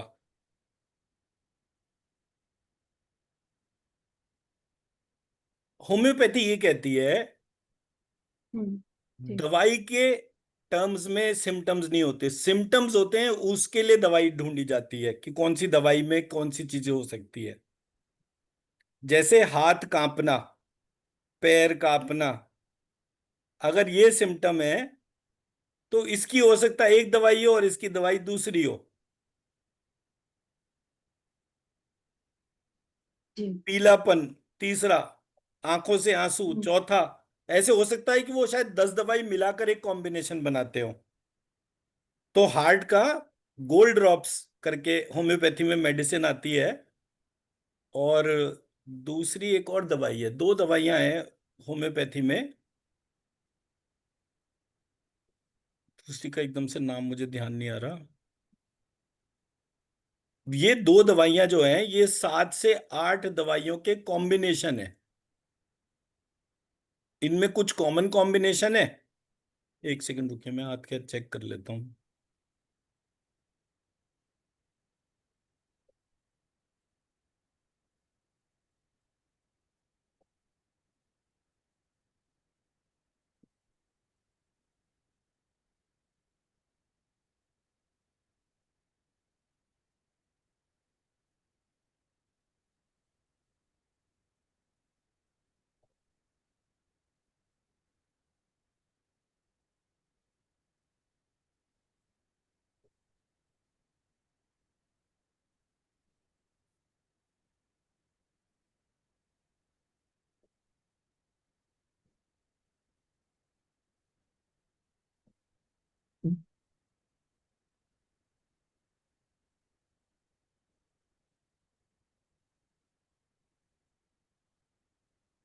टॉनिकार्ड, दूसरी दवाई का नाम है टॉनिकार्ड। मैं कहा ना एक लिखूंगा तो दूसरी अपने आप ही आ जाएगी। Essentia Aurea gold drops acts on cardiac weaknesses and stenocardia, severe constricting pain और feeling of pressure in the chest, helps to increase the heart section. Ignatia amra helps in overcoming grief and worry and is indicated for depression, nervousness, trembling, sleep disorder, constructive feeling in the throat and chest, controls insomnia, trembling, cold, sweating, cardiac related mental nervousness, increase the efficiency of the heart muscles. In arteriosclerosis, the solvent power reduces crustaceous and calcareous deposits in the arteries. Dosage 10 to 20 drops in half a cup of water. अब देखिए ये symptoms जो हैं ये symptoms natural होते हैं। जी।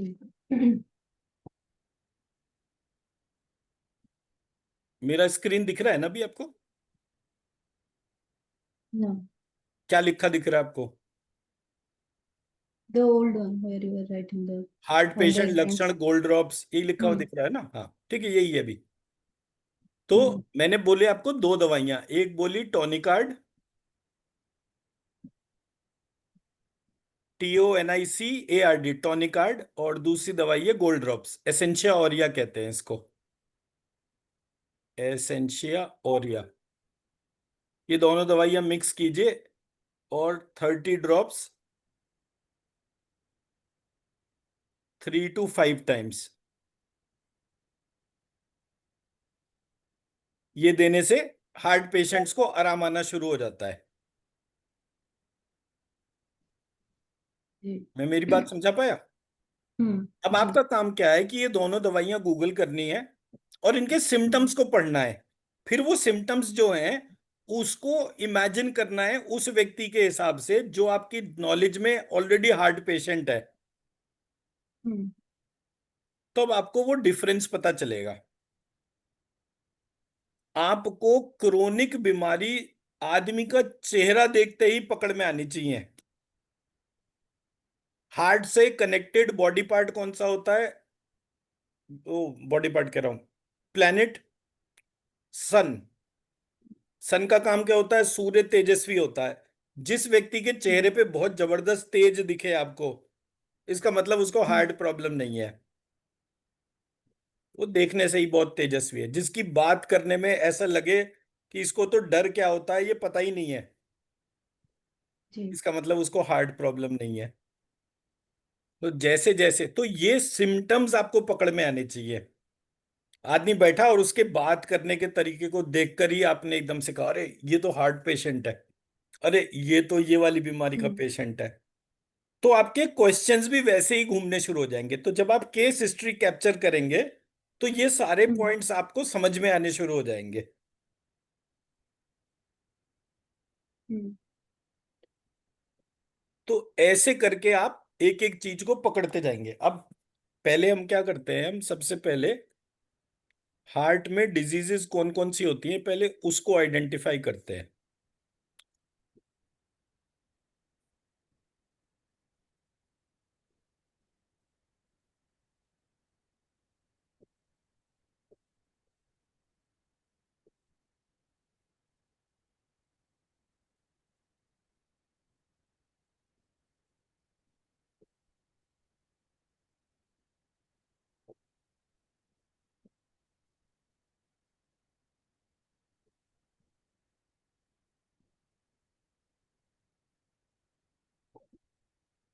रियूमेटिक fever.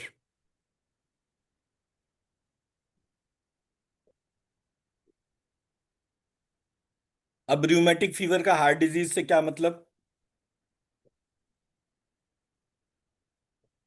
ठीक है ना? जी। क्वेश्चन तो लॉजिकल है ना? हम्म। मैंने कौन कौन से पार्ट लिखे थे? ई, ई, ए, आई, य, श, ख, हम्म। छ, ठ, थ, फ। ये क्या जी। है? ख, छ, ठ, थ क्या है ये? जॉइंट्स। जॉइंट्स। हम्म। और हैंड एंड जॉइंट्स लीग। में क्या चीज इंपैक्ट करती है?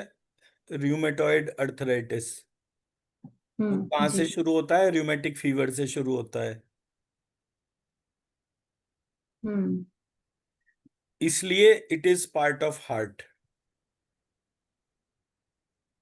पहला, रूमेटिक फीवर। हम्म। हम्म। दूसरा, जी। हम्म। हाइपोटेंशन।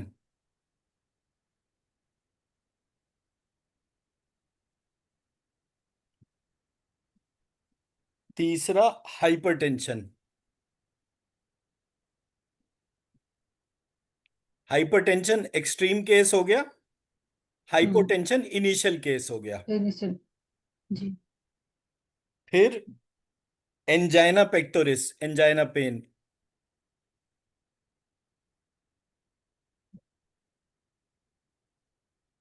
फिर उसके बाद पैल्पिटेशन। पैल्पिटेशन का मतलब होता है दिल की धड़कन तेज हो जाना।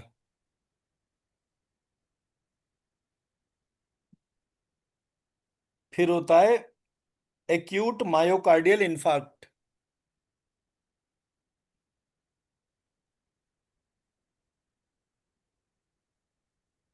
जिसको हार्ट अटैक कहते हैं, कार्डियक अरेस्ट। फिर होता है कंजेस्टिव कार्डियक फेलियर।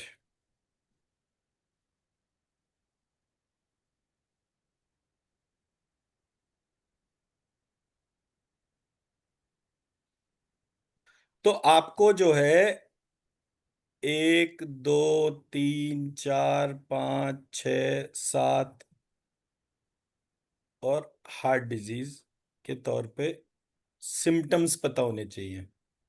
सब में क्या डिफरेंस है, ये डिफरेंस पता होना चाहिए। मैं मेरी बात समझा पा रहा हूं ना? जी जी। हम्म जब आपको ये डिफरेंस पता चलेगा तो हम्म आपको फंक्शनिंग को किससे कनेक्ट करना है, जैसे आपने ऊपर ब्रेन के पार्ट लिख दिए, हार्ट के फंक्शनिंग के हम्म तौर पर लिख दिया, ऐसे करके जब जब आप कोई चीज को डिफाइन करते जाएंगे, उन सिम्टम्स उन फंक्शंस का कोरिलेशन आपको क्लियर हो जाएगा। आपको हीलिंग करने में उतनी आसानी होगी। आप कहोगे ऐसे, चुटकी बजाई, बोले जी मैं 3 चुटकी बजा रही हूँ, आप बताना आपको क्या आराम आया।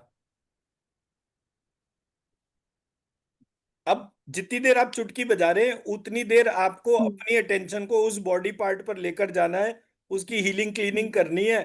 बोले जी डॉक्टर साहब ने हम्म, तो 5 बार चुटकी बजाई और मेरे को तो ऐसा लगा मेरी सांस ही बढ़िया हो गई। जी। अब आपके सामने जूम कॉल पे एक साथ 100 पेशेंट आए, 100 पेशेंट के लिए आपने 5 बार चुटकी बजाई। अब 5 बार चुटकी आपकी इंटेंशन के लिए क्या है? पहले मैंने रूमेटिक फीवर क्लीन करा, फिर मैंने हाइपोटेंशन हम्म क्लीन करा, फिर मैंने हाइपरटेंसिव हम्म क्लीन करा, फिर एंजाइना पेक्टोरिस क्लीन करा, फिर पैल्पिटेशन की क्लीनिंग करी, फिर मायोकार्डियल इनफाइट क्लीन करा, फिर कंजेस्टिव कार्डियक फेलियर के लिए क्लीनिंग करी, और पैरेलल इनके हम्म, ब्रेन में कौन कौन से पॉइंट थे उनको क्लीन करा, और पैरेलल जो भी जी। इनके जॉइंट्स थे मैंने उन जॉइंट्स को क्लीन हम्म करा, फिर पेनक्रियाज को क्लीन करा। हम्म ऐसे करके बस आपने माइंड मैप करा और 7 चुटकियों में जो है, बोले जी मैं तो नॉर्मली 1 या 2 चुटकी बजाती हूँ आदमी ठीक हो जाता है, 7 तो मैंने इसलिए आपका मन रखने के लिए कर दी। ऐसे करके आपको अपनी ब्रेन मैपिंग करनी पड़ेगी पर्टेनिंग टू हीलिंग। और जितना वो जी। डीपर होता हम्म जाएगा उतना अच्छी हम्म तरीके से आप इस प्रॉब्लम को रिजॉल्व कर देंगे।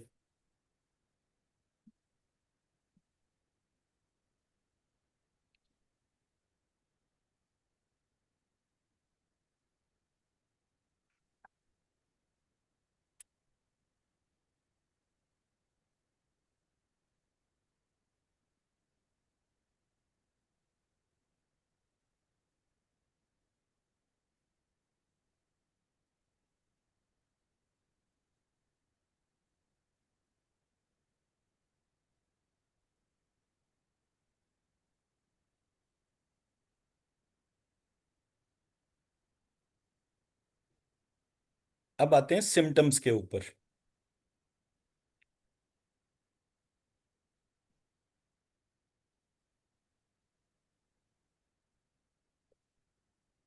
पहला सिम्टम, बेहोशी व चक्कर आना।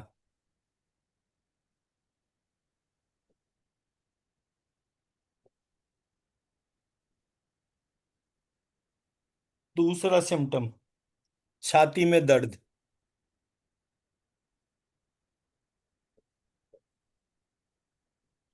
तीसरा सिम्टम, सांस लेने में तकलीफ।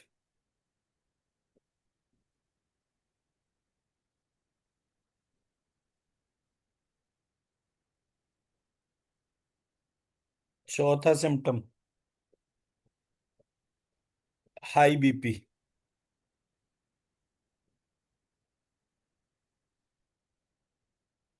पांचवा सिम्टम, टखनों में सूजन।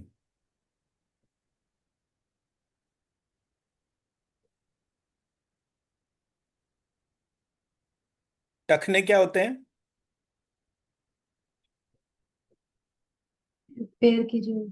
Ankle, perfect perfect. हम्म।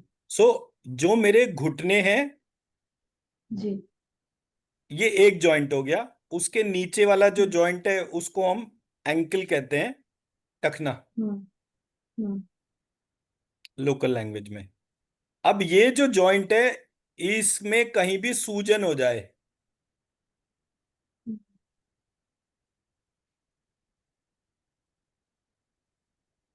अगर ये जो घुटने से एंकल के बीच का एरिया है, अगर ये सॉफ्ट रहता हम्म है, इसका हम्म मतलब अंदर कोई प्रॉब्लम नहीं है। अगर ये बहुत हार्ड हो जाए, हम्म, जी। ठीक है, दबाने से हम्म उंगलियां गड़ जाएं, सूजन तो तभी होती है ना हम्म जब आपने उंगली दबाई जब और वहां पे निशान पड़ गया उंगली दबाने का, इसका हम्म मतलब वहां पर स्वेलिंग है। हम्म नेक्स्ट सिम्टम है कोलेस्ट्रॉल का इंक्रीज।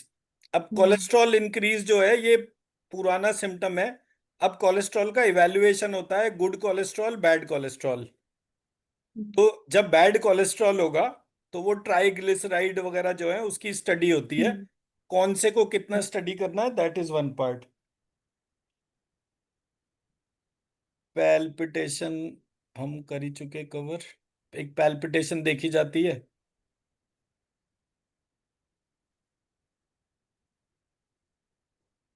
अच्छा, जब भी पेशेंट बेहोश होता है, पेशेंट बेहोश होता क्यों है?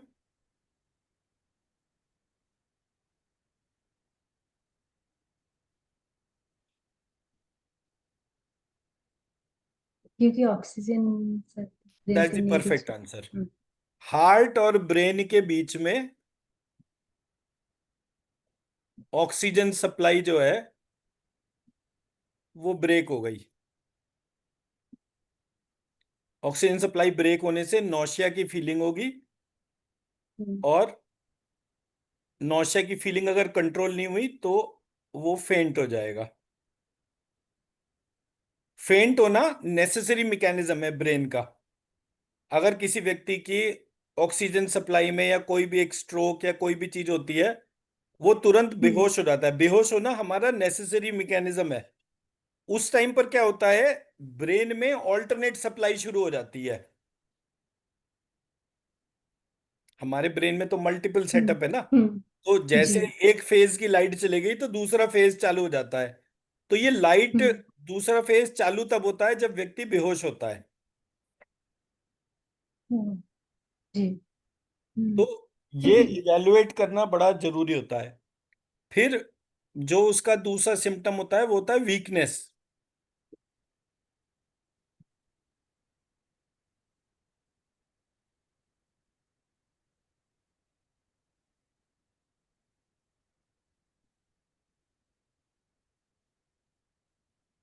फिर एक कंडीशन होती है ऑर्थोपोनिया, जिसका मतलब होता है कि उसको अगर सीधा लेटना पड़े,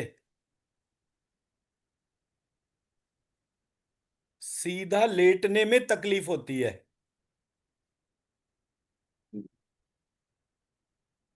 अब सीधा लेटने में तकलीफ क्यों होगी? आपकी बॉडी में कफ बन चुका, आप सीधे हम्म, लेटे हुए हैं, तो जी। वो कफ का ऑब्स्ट्रक्शन होता है। अब हम्म क्योंकि कफ का ऑब्स्ट्रक्शन हो रहा है, इसलिए जो है वो व्यक्ति को डिफिकल्टी होगी। जैसे ही वो करवट ले लेता है जी। तो वो एकदम से गला जो है उसका, हम्म उसमें रेस्ट्रिक्शन मिनिमाइज हो जाती है। हम्म yep, जितने भी स्लीप एपनिया के पेशेंट हैं जिनको बाईपैप हम्म, लगता है, सीपैप जी। बाईपैप ऐसे कहते हैं ना उसको, वो हम्म लगता है, हम्म वो हमेशा सर ऊंचा करके सोते हैं। हम्म बहुत सारे लोग तो बैठे बैठे ही सो जाते हैं ऐसे करके बस, या करवट ले ली ऐसे वो, सो दैट कि गले में जो एयर फ्लो। ऑब्स्ट्रक्शन एयर है, फ्लो जो। ऑब्स्ट्रक्शंस जो हैं हम्म वो हम्म इम्पैक्ट ना करे। तो वो बाईपैप मशीन लगाते हैं। मैंने कितने सारे लोग देखे, हम्म वो कहीं ट्रैवल ही नहीं करते ट्रेन वगैरह में। क्यों? क्योंकि रात को सोते समय उनको जो है वो बाईपैप या सीपैप मशीन लगानी होती है, तो उसकी वजह से वो एयर ट्रैवल करते हैं। और तो आप ये देखो ना, मतलब मैं तो एलोपैथी का सिस्टम देखता हूँ कि हर चीज में इतने चैलेंजेस भर दिए, और फिर भी लोगों को एलोपैथी का वो ही नहीं समझ में आता कि ये मेरी लाइफ को सॉल्व कर रहा है या खराब कर रहा है। हम्म, हम्म,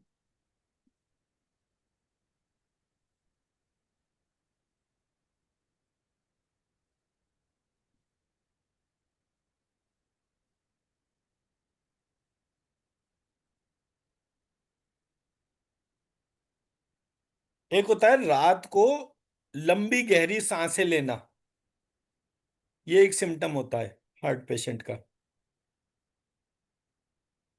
उसको जैसे बोला जाए कि अब सो जाओ, तो उसको आंख बंद करते ही घबराहट जैसी फीलिंग होती है। इसका मतलब क्या है ठीक। कि उसकी डिजीज हम्म, साइकोसोमेटिक हो गई।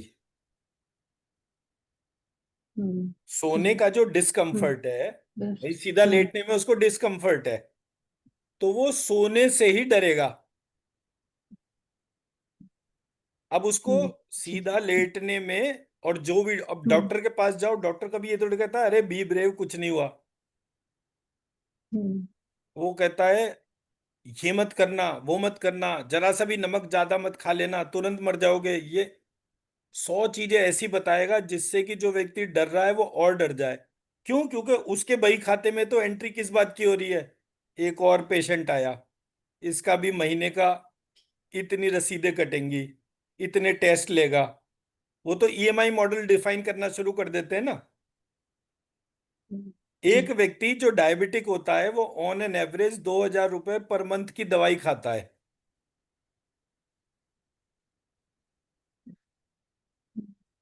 40 साल की उम्र में बीमारी की अक्रेंस होती है, 80 साल में वो मर जाता है।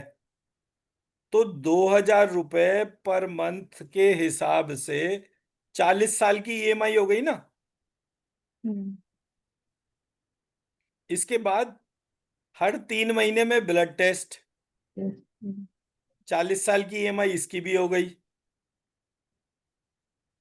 फिर उसके बाद 3 साल में एक बार जो है वो, और कौन कौन सी प्रॉब्लम्स के टेस्ट हैं। अब तो एनुअल पैकेजेस आ गए कि हर साल आप एक बार जो है ये पैकेज टेस्ट करा लीजिए। ये 8,000 रुपए का पैकेज है, इसको लेने से आपको साल भर तक पता रहेगा कौन सी चीज का वो है। अब वो 100 पेज की रिपोर्ट दे दी, जैसे कोई आदमी जन्म पत्री देखता है, इसमें षोडशांश भी हो गया, इसमें ये वाली कुंडली भी हो गई, होरा भी हो गई। पता किसी दूसरे को कुछ ना हो, लेकिन वो पूरे के पूरे पार्ट को जो है ऐसे रख देंगे सामने जैसे कोई मेरे हैप्पी बर्थडे पे केक के साथ चेरी ऑन द टॉप भी हो रहा है। ये सिस्टम की ईएमआई है। किसकी सिस्टम की ईएमआई है? फार्मास्यूटिकल, हॉस्पिटल, इम्यून सिस्टम यानी वैक्सीनेशन वाला पार्ट, और लास्ट डॉक्टर।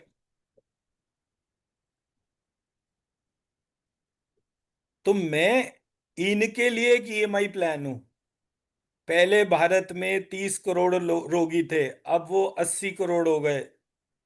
ऐसे करके तो ये बिजनेस मैट्रिक्स प्लान होती है कि भाई अब ये अगले 5 साल जो है हम इतनी इतना इतना प्रमोशन पे खर्च करेंगे, इससे हमारा इतना बिजनेस जनरेट होगा। कुल मिला के 200 बिलियनर है ग्लोबली जो इस पूरी सिचुएशन से फायदा उठा रहे हैं। ये कभी कोई सॉल्यूशन निकाल के ही नहीं देंगे आपको। इनके लिए तो मिठाई बांटने की बात होती है कि इनके पास, अरे वाह वाह, नया बंदा आ गया। So what I am trying to highlight is, ये पूरे सिस्टम को आप जितना डीपली ऑब्जर्व करेंगे, you will feel the need कि आप उन सारी चीजों का खुद सॉल्यूशन निकालें।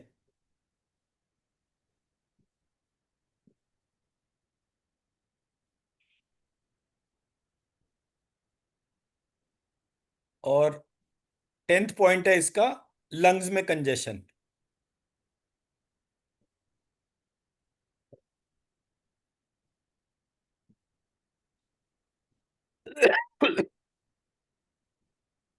अब ये हो गए सिम्टम। जब आप यही चीज चैट जीपीटी पे डालिएगा, physical symptoms of a heart patient, hmm, तो आपको एक चीज पता चल जाएगी।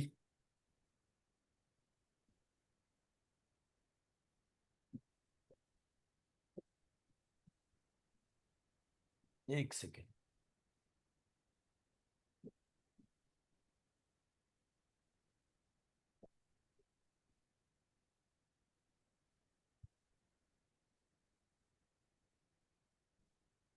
अब आते हैं रूट कॉज रिवर्सल पे। सिम्टम्स का रूट कॉज रिवर्सल।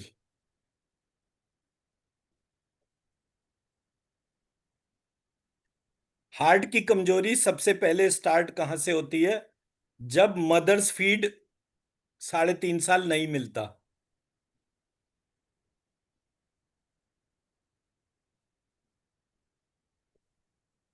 मेरे गुरुजी कहते थे 5 साल और 7 साल तक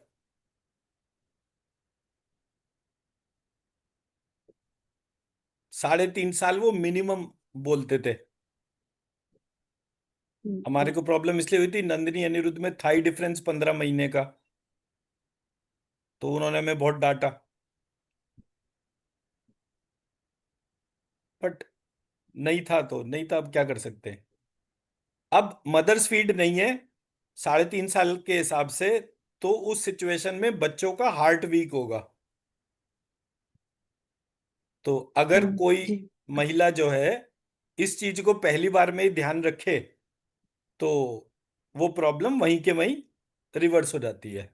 सेकंड पार्ट, अब आपको पता चल गया कि आप मदर्स फीड नहीं ले पा रहे, तो आपको प्योर देसी काउ मिल्क वो लेना है, A2 टाइप मिल्क जिसको कहते हैं।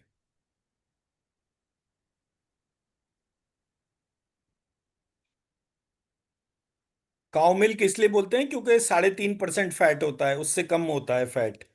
भैंस के दूध में 3.5% से जी ज्यादा फैट हम्म होता है, देसी गाय में 3.5% जी से कम होता है। लो फैट हम्म कंटेंट होता है तो उसका एब्जॉर्प्शन भी उतना ही अच्छा होता है। तो जी आपको जो है डेली दूध पीना है, मतलब बच्चे को जो है डेली दूध पिलाना है। कोशिश करनी है कि कम से कम 1 लीटर दूध एक दिन में पी ले। जी ठीक है। तीसरा पार्ट, हम्म क्योंकि कफ वगैरह होता है, तो दूध के साथ हम्म च्यवनप्राश वगैरह जो है वो देना शुरू कर दें। अब ये ध्यान रखना है, च्यवनप्राश वो वाला ना लें जिसमें अमिताभ बच्चन का ऐड आता है, क्योंकि उसमें जब टेस्ट करवाया गया तो बहुत सारी जगह ये देखा गया कि उसमें च्यवनप्राश का छोड़िए आंवले का भी कंटेंट बहुत कम है, चाशनी बनी हुई थी। तो जो भी नेचुरल तरीके से चीजों को बना रहा है, जिसके जी कोई साइड इफेक्ट्स वगैरह नहीं है, इट इज हेल्दी। तो जैसे कि बैद्यनाथ अगर कोई प्रोडक्ट बना रहा है तो उसमें वो हेल्थ एंड हाइजीन का बहुत ज्यादा ध्यान रखता है। झंडू कोई बना रहा है तो वो हेल्थ एंड हाइजीन का ध्यान रखता है। Dabur is a commercial entity, तो उसमें उतने अच्छे रिजल्ट्स कम देखने को मिले हैं। ठीक है। नेक्स्ट आते हैं।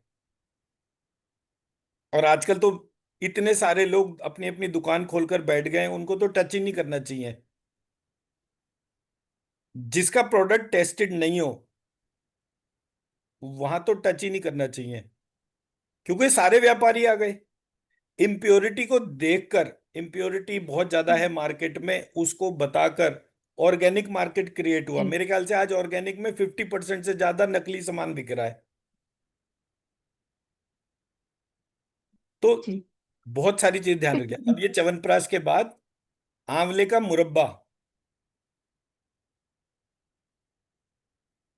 और इसमें भी आंवले का मुरब्बा जो देसी वाला आंवला होता है, देसी आंवला वो वाला होता है जो छोटा छोटा होता है बहुत। जी जो भी बड़े वाले जी आंवले हैं वो हाइब्रिड आंवले हैं, वो हमारे किसी काम के नहीं। वो इमली के उससे बने हैं, इमली और आंवले का हाइब्रिड है वो।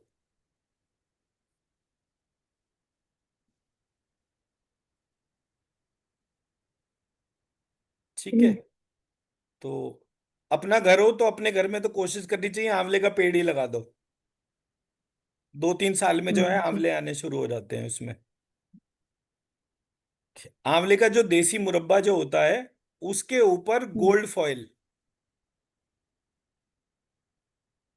उसके ऊपर हम्म गोल्ड फॉइल लगाकर खाना चाहिए। अब गोल्ड फॉइल प्योर मिलना चाहिए। तो जो भी आपका सोर्स है उससे आप गोल्ड फॉइल ले सकते हैं, और वो प्योर होना चाहिए, बस इतना पार्ट है। फिर नेक्स्ट पे आते हैं। योगेंद्र रस।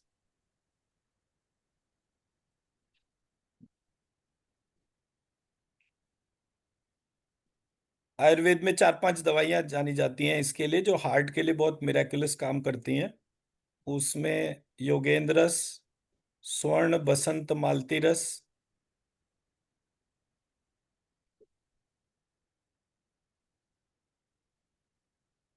महालक्ष्मी विलास रस,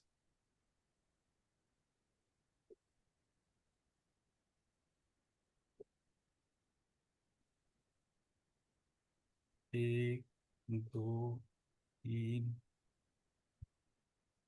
बसंत कुसुमाकर रस स्वर्ण वाला,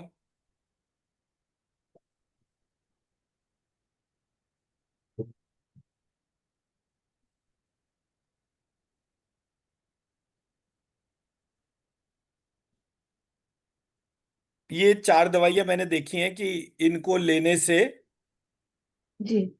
इसका भी तरीका होता है लेने का, ओके। कि इसको चारों की एक एक टैबलेट ली, इसको पीस लिया। हम्म। पीसने हम्म। के बाद जो पाउडर है उसमें से तीन रत्ती पाउडर, रत्ती कहते हैं 1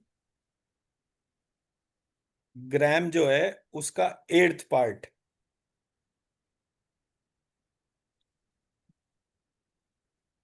ठीक है। तो जी। इतना, और इसमें मतलब ये चारों तो स्टैंडर्ड है, मतलब आपको मेरे हिसाब से आपको क्या करना चाहिए, आपको खाना नहीं है कोई भी चीज, आपको सिर्फ इनके बारे में पढ़ना है। जी। हम्म। पढ़ने से आपको सिम्टम्स पता चलेंगे हम्म। कि आयुर्वेद में कोई भी चीज अगर दी जाती है तो क्यों दी जाती है, उसके अंदर क्या क्या सिम्टम्स एग्जिस्ट करते हैं। जी। हाँ। ठीक है, क्योंकि आपके वाले रोल प्ले में हम्म। कहीं भी कोई ऐसा पार्ट नहीं है कि जो आप किसी को दवाई दें खाने के लिए हम्म। या कुछ, नो। अगर आपको सिम्टम्स पता चले पता कि मान चला लीजिए जी। योगेंद्र हम्म। रस है तो योगेंद्र रस में क्या क्या पड़ता है, और वो क्या क्या कौन कौन से बॉडी पार्ट पे और कौन कौन से फंक्शंस को इम्प्रूव करता है, जब आपको वो कोरिलेशन समझ में आएगा जी। तब आपको हीलिंग करने में आसानी होगी। मैं हम्म। मेरी बात समझा पाया? जी।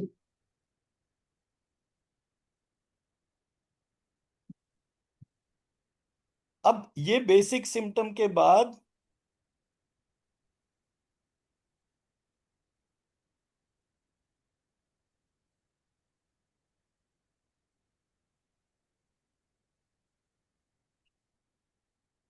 फायर एलिमेंट से कनेक्टेड जितने भी बॉडी पार्ट्स हैं उनमें कहीं भी स्वेलिंग होना,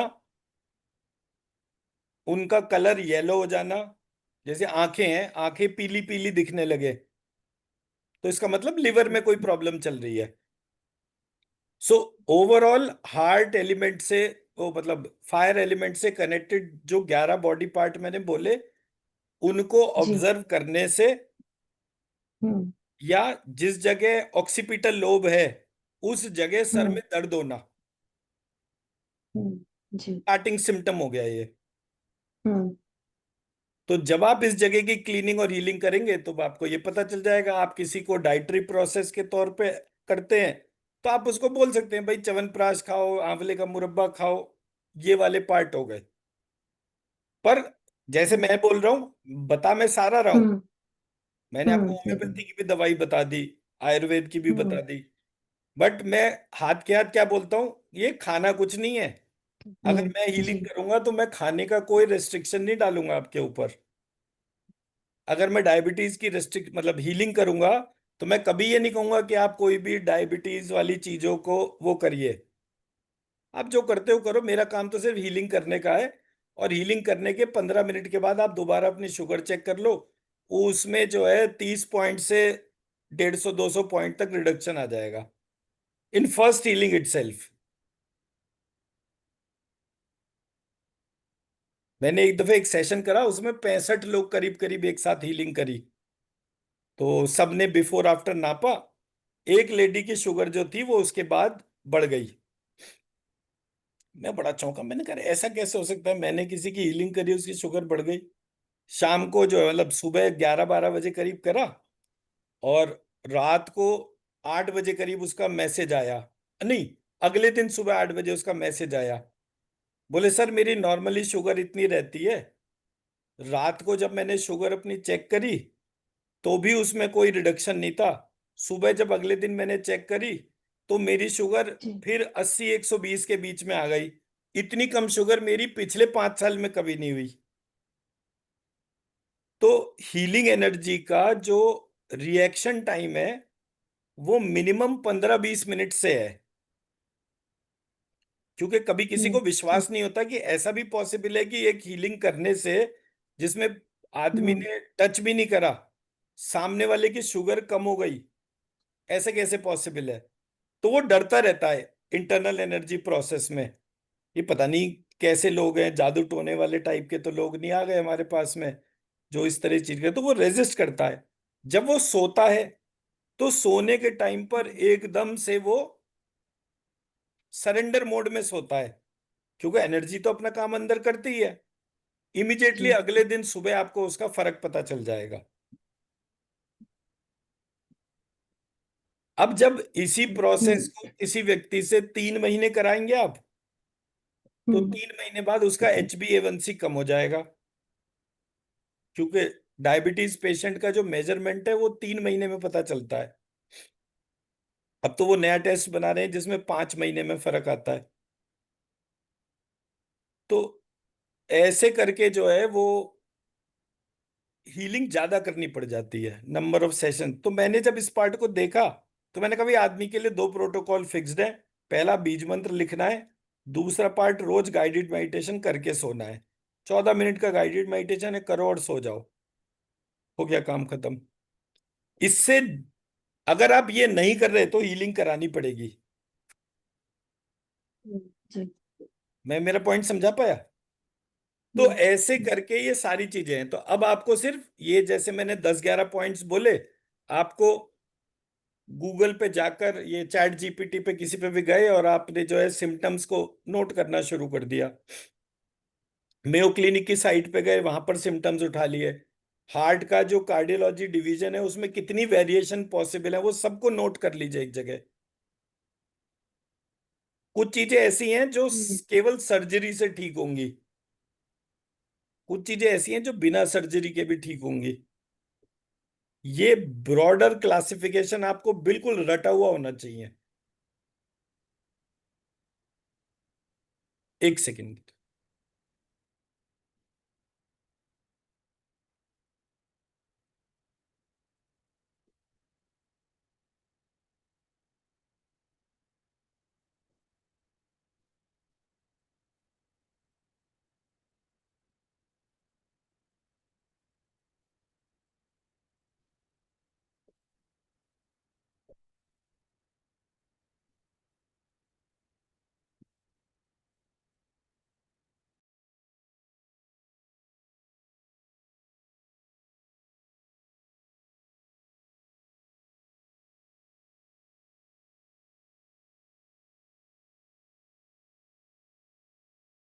सॉरी, एक वो कॉल आ गया था। तो ठीक है जी, तो ये वाला क्लैरिटी हो गया आपको। अभी ये। हम हार्ट को 2-3 बार और डिस्कस करेंगे। जैसे फॉर एग्जांपल रूमेटॉइड फीवर है, वो क्यों हो रहा है, जैसे मैंने मल्टीपल सिम्टम बोले, हम्म। उसको हम करेंगे। तो ये एक हमारा कार्डियोलॉजी से रिलेटेड पार्ट बन जाएगा।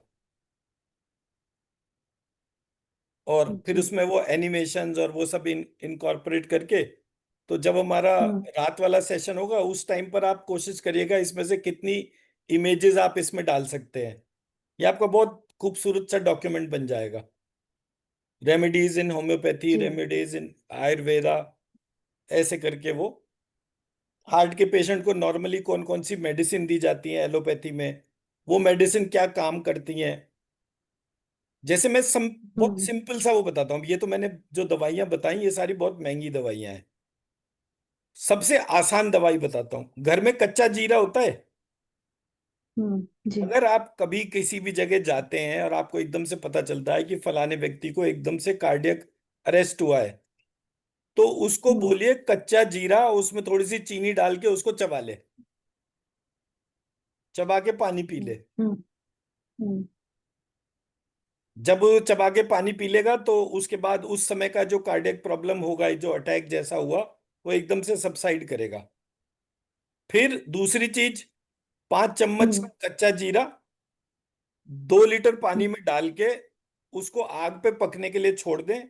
और जब वो 2 लीटर से हम्म घट के 1 लीटर रह जाए तो वो पानी हम्म उसको चम्मच से पिलाना है। तो जब मैं पढ़ रहा था तो हम्म मुझे पता चला कि हम्म जीरा जो है, इट एक्ट जी एज सॉर्बिटेट। हम्म एकदम से जो एनर्जी ड्रॉप हो रही होती है किसी बंदे की, वो एकदम से बढ़नी शुरू हो जाती है। रोज 1 लीटर पानी पिलाते जाएं इस तरह से, हम्म 5-7 दिन के अंदर हार्ट की जो या वीकनेस जितनी भी है वो एकदम से सबसाइड कर हम्म जाएगी। बट कच्चा जीरा तो हैंडी होता है ना, और सस्ता भी होता है। ऐसा तो हम्म नहीं है कि बहुत महंगा आइटम हो जिसको हर जी कोई अफोर्ड नहीं कर सकता। तो गरीब से गरीब व्यक्ति भी कच्चा जीरा पी सकता है। और हम्म उसका रस पीना है, और जो सूखा बचता है, छानस जो बचती है, वो सब्जियों में हम्म डाल के खा ले। जी तो उससे वो डिफिकल्टी उसकी नहीं रहेगी। जी मेरी बात समझा पाया? हाँ जी शाम को इसे फिर से करेंगे डिस्कस। और जो इसमें महालक्ष्मी वाला रोल है उसको भी और हम्म इन्वोक करके देखेंगे, क्या क्या चीजें ऐसी हैं जो इम्पैक्ट करती हैं। मीनवाइल आप इसमें जब भी टाइम मिले आप इमेजेस लगा लीजिए। तो 2 दिन, 3 दिन, 5 दिन के अंदर हम पूरा हार्ट का पार्ट खत्म कर देंगे। हम्म हम्म ठीक है जी। हम्म राइट।